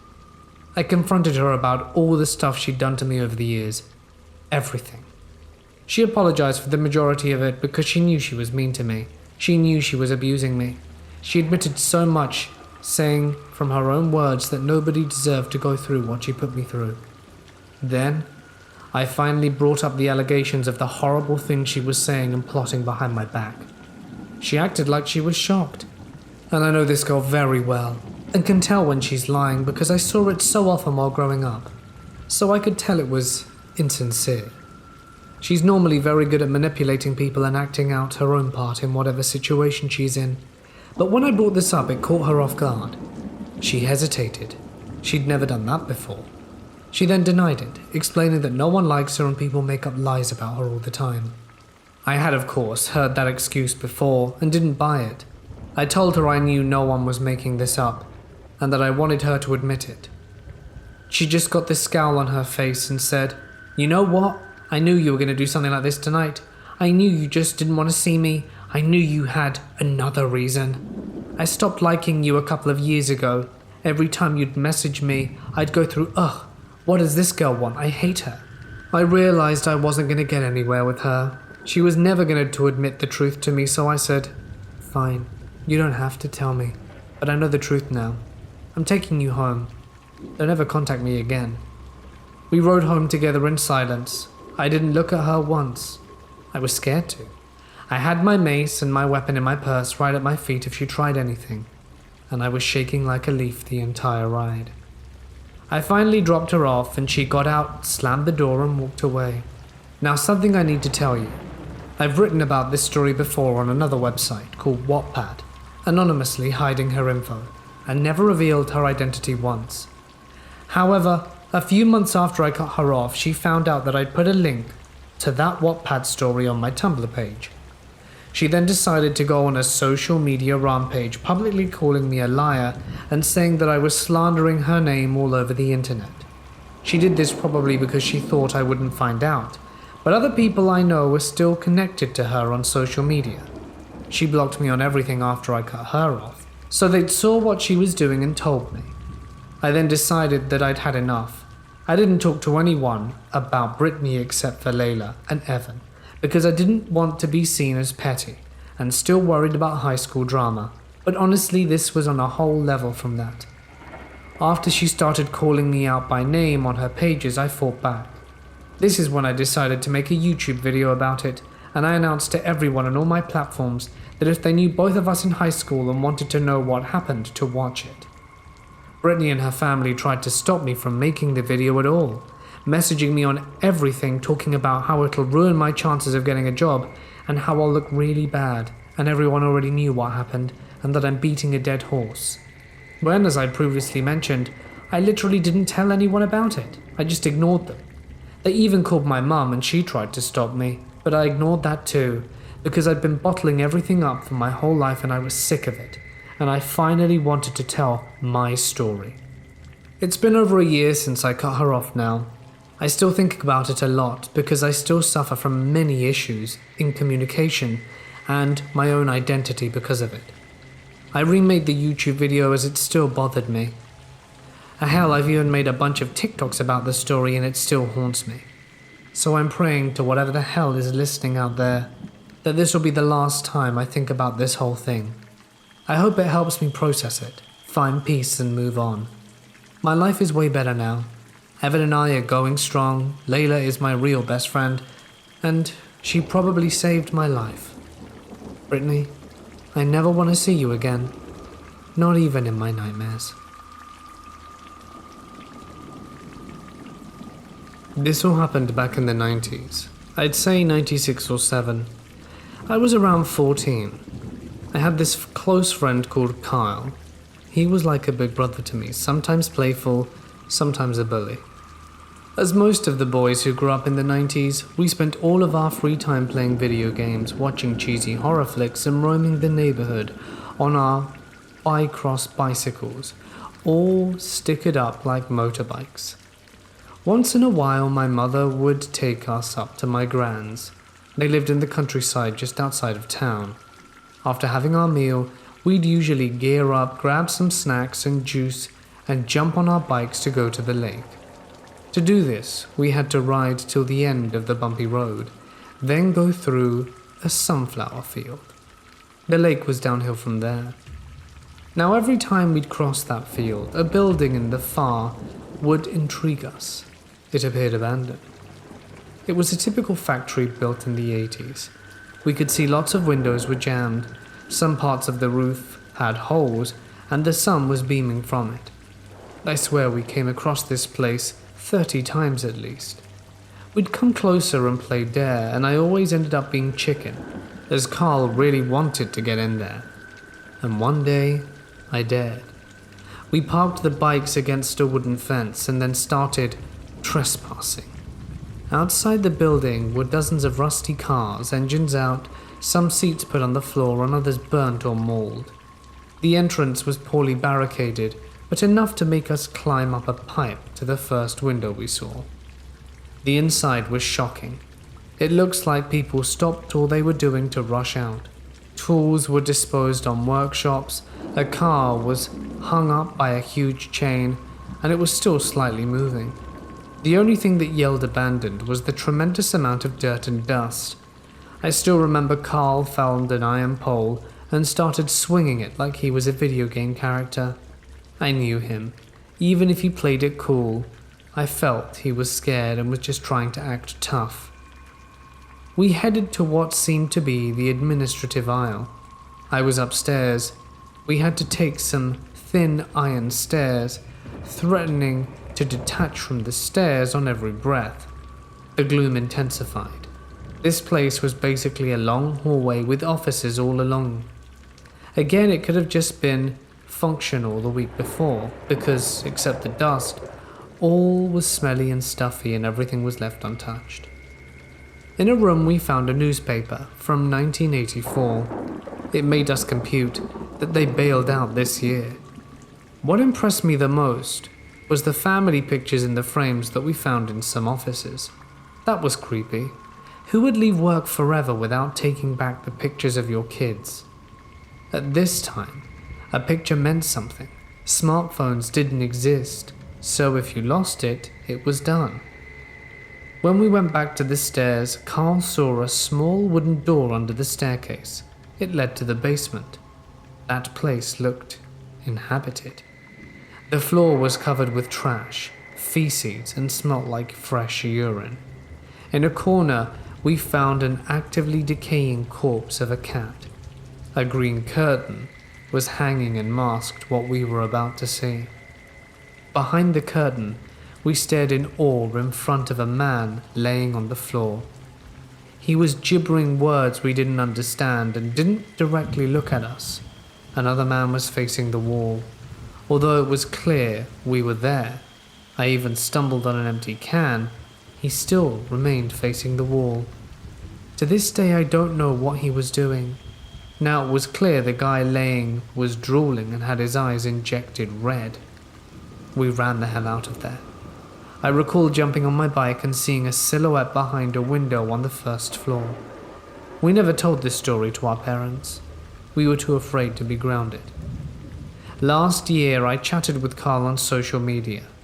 We hadn't seen each other for 15 years, and I asked him if he remembered that day. He told me, "Of course, I was crapping my pants, dude. I didn't want to go in there at all, and I never thought you would say, dare." When I was in elementary school, I ran away from home. I think I was upset because my parents were giving my brothers more attention than me, which wasn't that rare to be honest. I'm the middle child, and while all three of us have our issues, I was considered the least challenged as my older brother has autism and my younger brother has really bad dyslexia. and I was always expected to be a straight shooter. I remember packing my backpack and writing a note saying that I was leaving it on my parents' bed while they were gone, and I got about a block away when I saw my dad's truck heading towards the house. I was far enough down a side street that he didn't notice me, but a minute or two later I saw him speeding down the same street heading from the house. I walked a ways away. I think I stopped at a church to sit for a while before I began walking again. A few minutes later a van pulled up and a man rolled his window down. He said his dog was missing, but that he had the puppies with him and asked me to come help him look for her. I immediately saw the red flags that were drilled into me and started running in the opposite direction. My dad would sometimes do stranger danger drills with my brothers and I, and one of the situations was the two of us were in the car with him, and him telling my brothers and I that he had candy or something and asked them to come with me, and they screamed no and ran towards the house. I got to the gas station nearby and called my parents from there, and they came to collect me, and I remember seeing later on the news the picture of the man. I don't remember what his name was or what he was arrested for, but I remember how I felt when I saw his picture and my blood ran cold. I never ran away after that. Earlier this year I went to a local Sheetz, a gas station here on the East Coast. Specifically, I live in North Carolina. I was with my dad getting some food when we saw an old abandoned house sort of tucked back into the woods behind the store. Us both being urban explorers, we parked and went carefully up to the house. The house wasn't deep in the woods, and the woods weren't that thick, so we were in pretty easy. It was just your standard trashed abandoned house, nothing too out of the ordinary. It was behind the house where the point of interest was.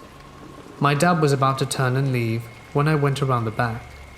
A few yards away from the house was a shed, behind which was a tent.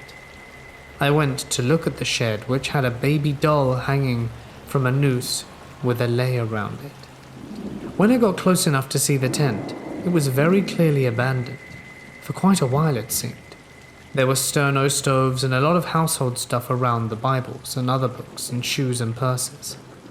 It was obviously a homeless woman who had camped there, going to the Walgreens in Sheetz very close by.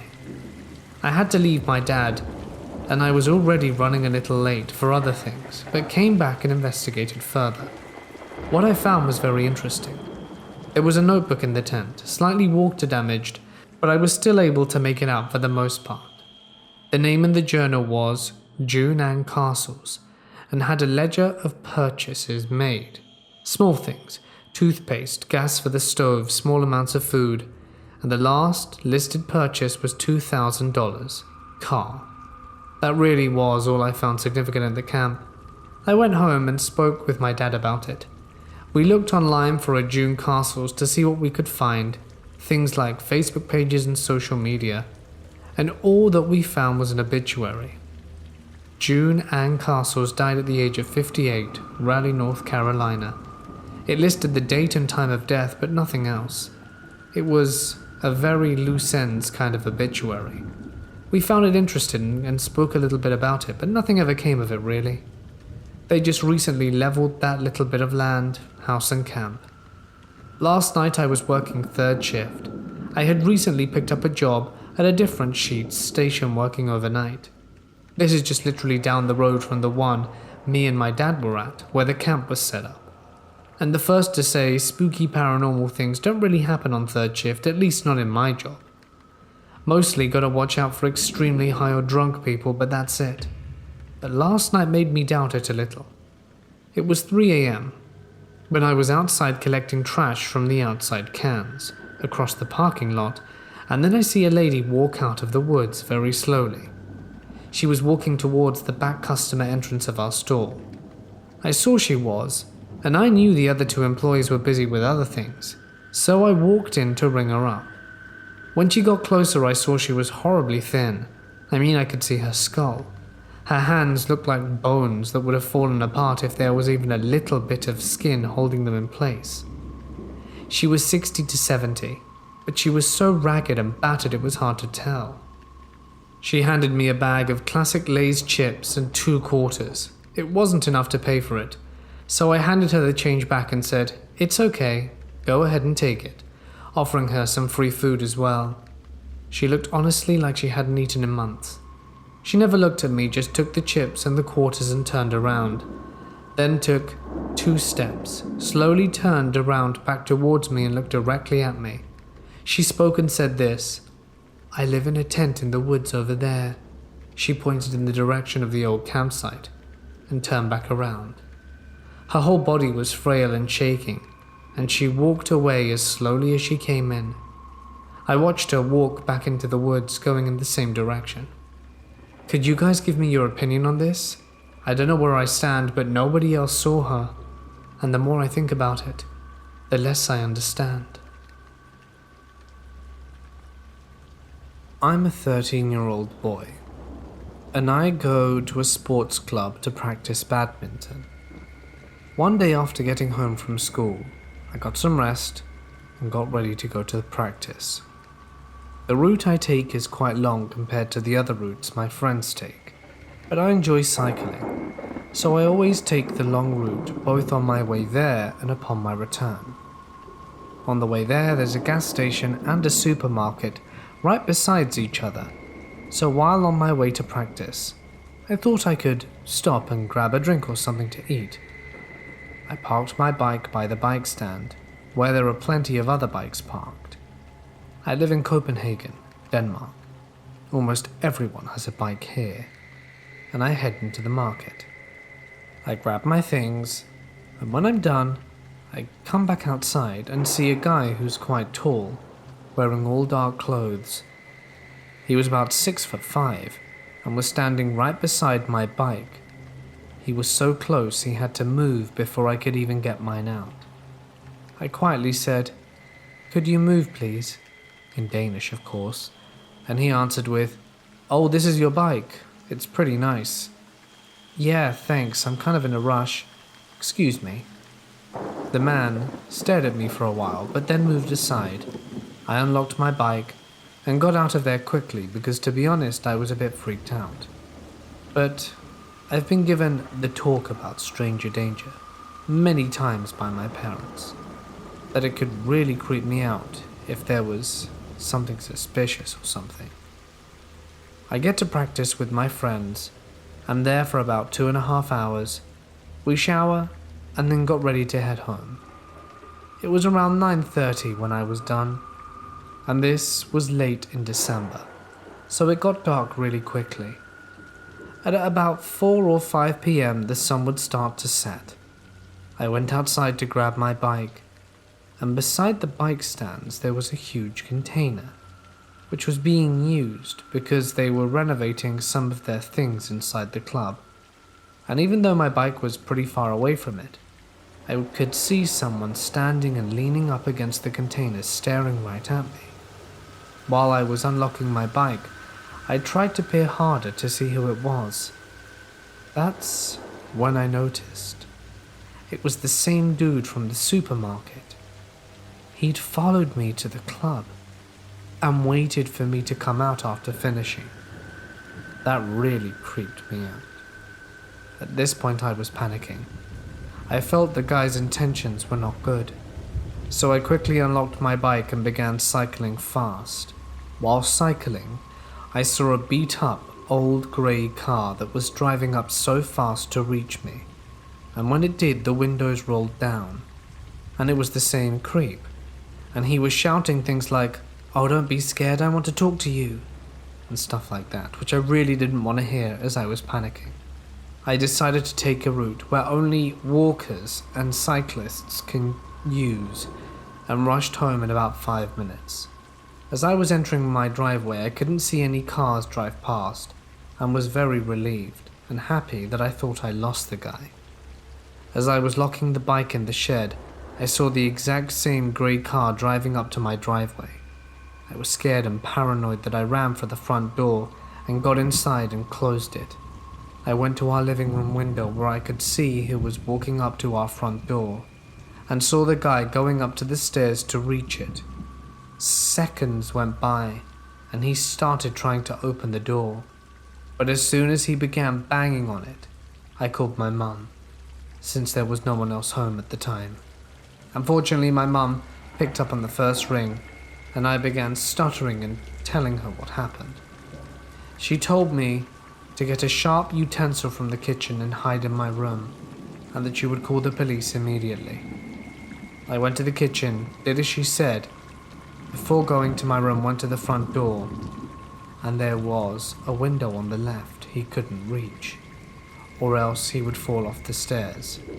And I shouted that the police were on their way and that I was armed, even though I was stuttering through the whole thing. Minutes felt like hours, and I could see the blue sirens from the kitchen window. At that point I dropped the utensil and went out through the back door to quickly get the cops, and told them what happened. While talking with them, my parents came home, hugged me tight, and I was crying. They searched our back garden and all over the house to see if anyone was hiding, but they couldn't locate the guy. What I think happened was that he got scared when I shouted out the window and left in a hurry, because there were visible skid marks on our driveway, which were of his car, and that's how he floored the gas to get the hell out of there. This was the first time something as scary as this has ever happened to me, and I hope no one has to go through what I did. I just hope I never meet that creep again. This happened when I was 12. My friends and I used to ride our bikes all over Hell Half Acre. We lived in a neighborhood bordering East Cleveland that got a lot of spillover crime from the ghetto, most of which were high school-age kids in gangs committing senseless crimes. Robberies, the ending of lives. I even had one friend whose mother was in the wrong place at the wrong time, and her life was tragically cut short by a stray bullet. I guess our town wasn't the best neighborhood, but it wasn't the worst either. I had saved up money from my birthdays and holidays, and saved up enough to buy a new mountain bike. And it was pretty badass, although I believe it was only about $200. But it was the first thing that I ever saved my money for and bought for myself. Naturally, I wanted to take it into the woods to rip some trails, and being in an urban environment, all we had nearby was some small patches of wood. A few years prior to this, I ran away from home and got lost for 4 hours before stopping at a gas station and calling my dad, who was the reason I ran away from home in the first place, to come and get me. The reason I got lost is because I turned off the road behind the local post office and went through a pretty big wooded lot, the biggest I'd seen in the area, and when I came out, I was not anywhere I recognized. I called up my friend who also has a mountain bike and told him about the wood lot. We decided to go rip the trails. When we arrived at the post office, the scene was pretty much the same, except they'd fenced this off with an 8-foot fence and barbed wire. Not the looping razor wire that's impossible to climb that you see in prisons and military compounds. And luckily, there was a small cut in the fence that we could sneak through with the bikes without having to challenge the barbed wire, although our urban exploration had brought us over many barbed wire fences, so we were used to getting over them unscathed, but never with bikes. So we snuck into the wooded lot and got on our bikes and headed down the trail, which was on a downhill decline. As we just started to pick up speed, we were not even 50 yards into the lot when we saw ahead of us, probably another 50 feet, a group of 8 to 10 older kids, all tattered up and not dressed like they were there for camping. They were in baggy clothes and jeans in summertime, and they were just standing around a fire, smoking cigarettes or something. We stopped and looked at them for what seemed like a few seconds, and they noticed us immediately. At first they started yelling at us to come over, but neither of us moved. We were both good kids with good families, and we knew that this was not a situation we wanted to be in. They began getting more aggressive as we didn't respond, and the "hey, come over here" turned into "I said get over here now." At this point, my friend and I looked at one another, knowing they wanted to steal our bikes and probably beat us up, hoping one of us had some kind of escape plan. When I looked back to see what they were doing, we saw two of them running at us. We flipped our bikes around and took off back towards the fence. We were pedaling uphill, so we were going slower than we would have if we were on foot. I was in front and jumped off my bike and ran with it in tow beside me, and my friend followed suit and did the same. We were covering ground faster on foot since we were going uphill and couldn't gain any momentum. We get to the top and were greeted by the barbed wire fence. Crap. Now I was a pretty strong 12-year-old, very athletic, and had a natural strength from growing up as a wrestler. We wasted no time looking for the opening because it's well hidden and a pain in the ass to get through. So I grabbed my bike and threw it over the fence. My brand new bike. Then I grabbed my friend's bike and did the same. We scaled the barbed wire and jumped down from the top and into the parking lot where our bikes lay astrew, and hurriedly picked them up. Scaling the barbed wire fence had brought us some time because the other two guys behind us were holding the fence open for each other, and one guy got his shirt snagged. We took off as fast as we could, and now we're on smooth pavement and a flat landscape. There's no way we're getting caught by someone on foot. We sped off a mile or so down the road and stopped at a gas station, scared out of our wits and gasping for breath. We looked back and saw no one. Or so we thought. As we sat there in the parking lot of the gas station, recapping what had just taken place, we were getting ready to ride away when our worst nightmare unfolded. An old body-style Grand Marquis pulled up, and in it were 4 of the 8 or 10 guys we saw. I'm not certain where the others were, but 2 of them were unmistakably the guys chasing us in the woods, and the others were probably down in the woods, but I didn't recognize them. My relief of escape turned to terror as the car pulled in and one of the guys jumped out. "Hey, you!" We didn't wait around to hear the rest. We hit skates and were cutting away on our bikes before they could respond, pedaling as fast as our legs could take us. They got in the car and followed us through the neighborhood as we cut through backyards and threw our bikes over fences, cut across streets and ran for our lives. We eventually found our way into the backyard of someone a couple of blocks from my house that lived on a corner and had a large wooden privacy fence which we hid behind. We could still see through the small cracks between the wooden planks and had a view of the street from 2 different angles. We saw the car pass twice, but then nothing. But we didn't want to risk coming out quite yet. What if they were waiting up the street? What if they were waiting down the street? We didn't know what to do. Then, the luckiest thing happened. The guy whose yard we were hiding in called the police. We saw the flashing lights through the fence posts and panicked. We thought we were going to be arrested, but the cops weren't concerned with what we were doing as much as they were concerned with who we were hiding from. We recapped the story, and they gave us rides to our house. It was over. The cops never did find those guys, what they were doing or what they wanted. I can only imagine that they wanted our bikes, or that they just wanted to beat us up for fun. Maybe both. I moved out the area 3 years later, and my friend stayed. He's currently serving jail time for a gang-related crime. 14 years later, as a 26-year-old, 6 foot, 225-pound guy, I still have frequent nightmares at least once a month, where I'm on foot or on a bike, running through my old neighborhood while being chased by gangsters who want to end me. This was probably the most terrifying experience of my life.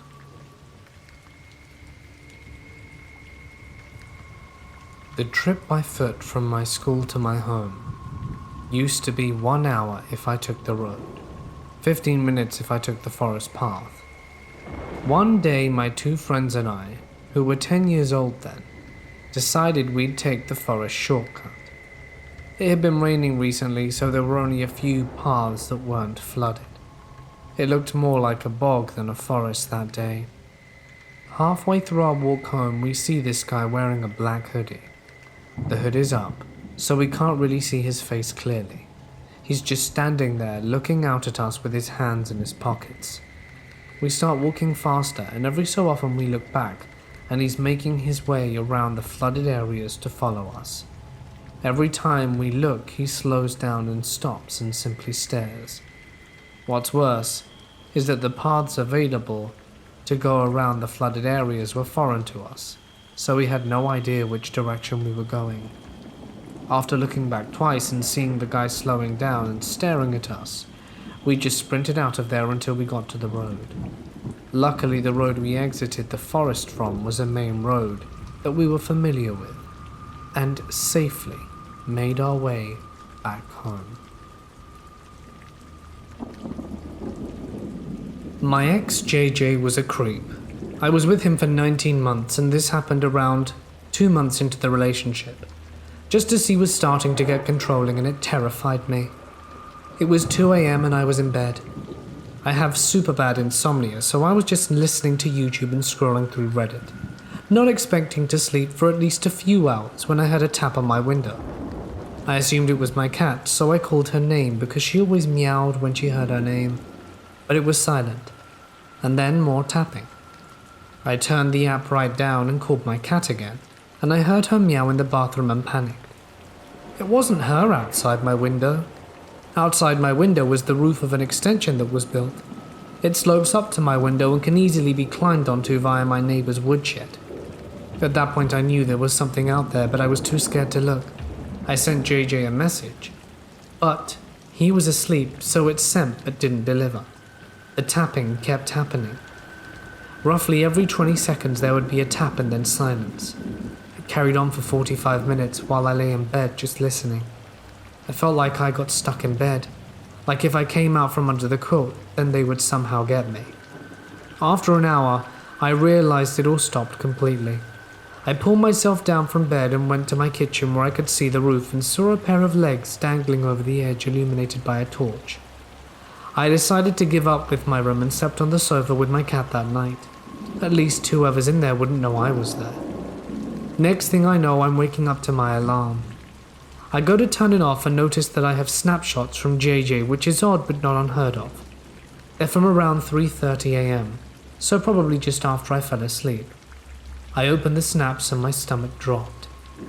It was a photo of my bedroom window from the outside, then one of legs dangling into my garden, and then one of me sleeping on the sofa, taken through the kitchen window. I messaged him asking him what the hell he was doing, and I got a reply saying he'd come to check on me and chased a guy off my house. At that point he convinced me he could do no wrong, and if I opposed him I was scared about what might happen, so I just left it at that. From then on, it happened a few more times, and every time I tried to ignore it. But with the joy of hindsight, I know I shouldn't have. I should have told someone or broken up with him, but I was too scared of what he might do. I've been considering writing a book about all the travesties he's committed. In any case, I'm glad we separated, and I hope to never see him again.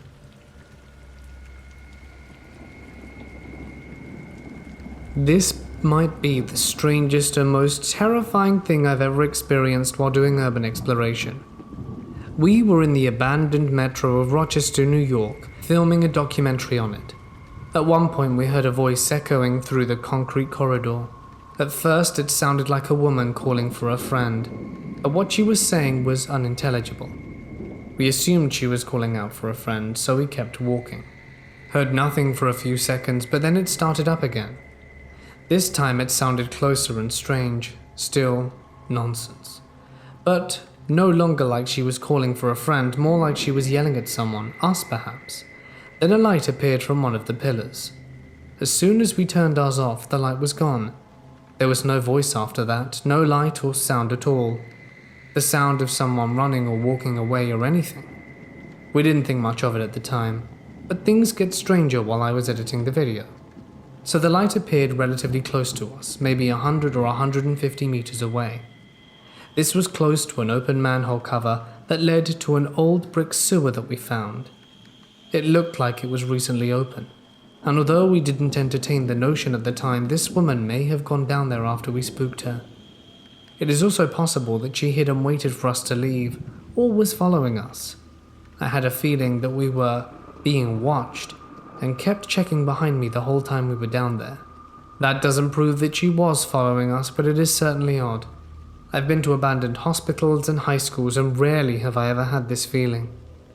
After the documentary was uploaded, a few people I know tried to decipher what she was saying, but it sounded like nonsense. I don't think this was anything paranormal, but the whole thing is just weird. Like, if it's just a squatter or homeless person, would we know? Would we have heard them running or hiding? Or would they have tried to scare us away? It's a very odd experience, and I'd appreciate any input. When I was in maybe 3rd or 4th grade, a guy in a truck pulls up next to me as I'm walking home. I'm still relatively close to the school, so I'm surrounded by kids and parents.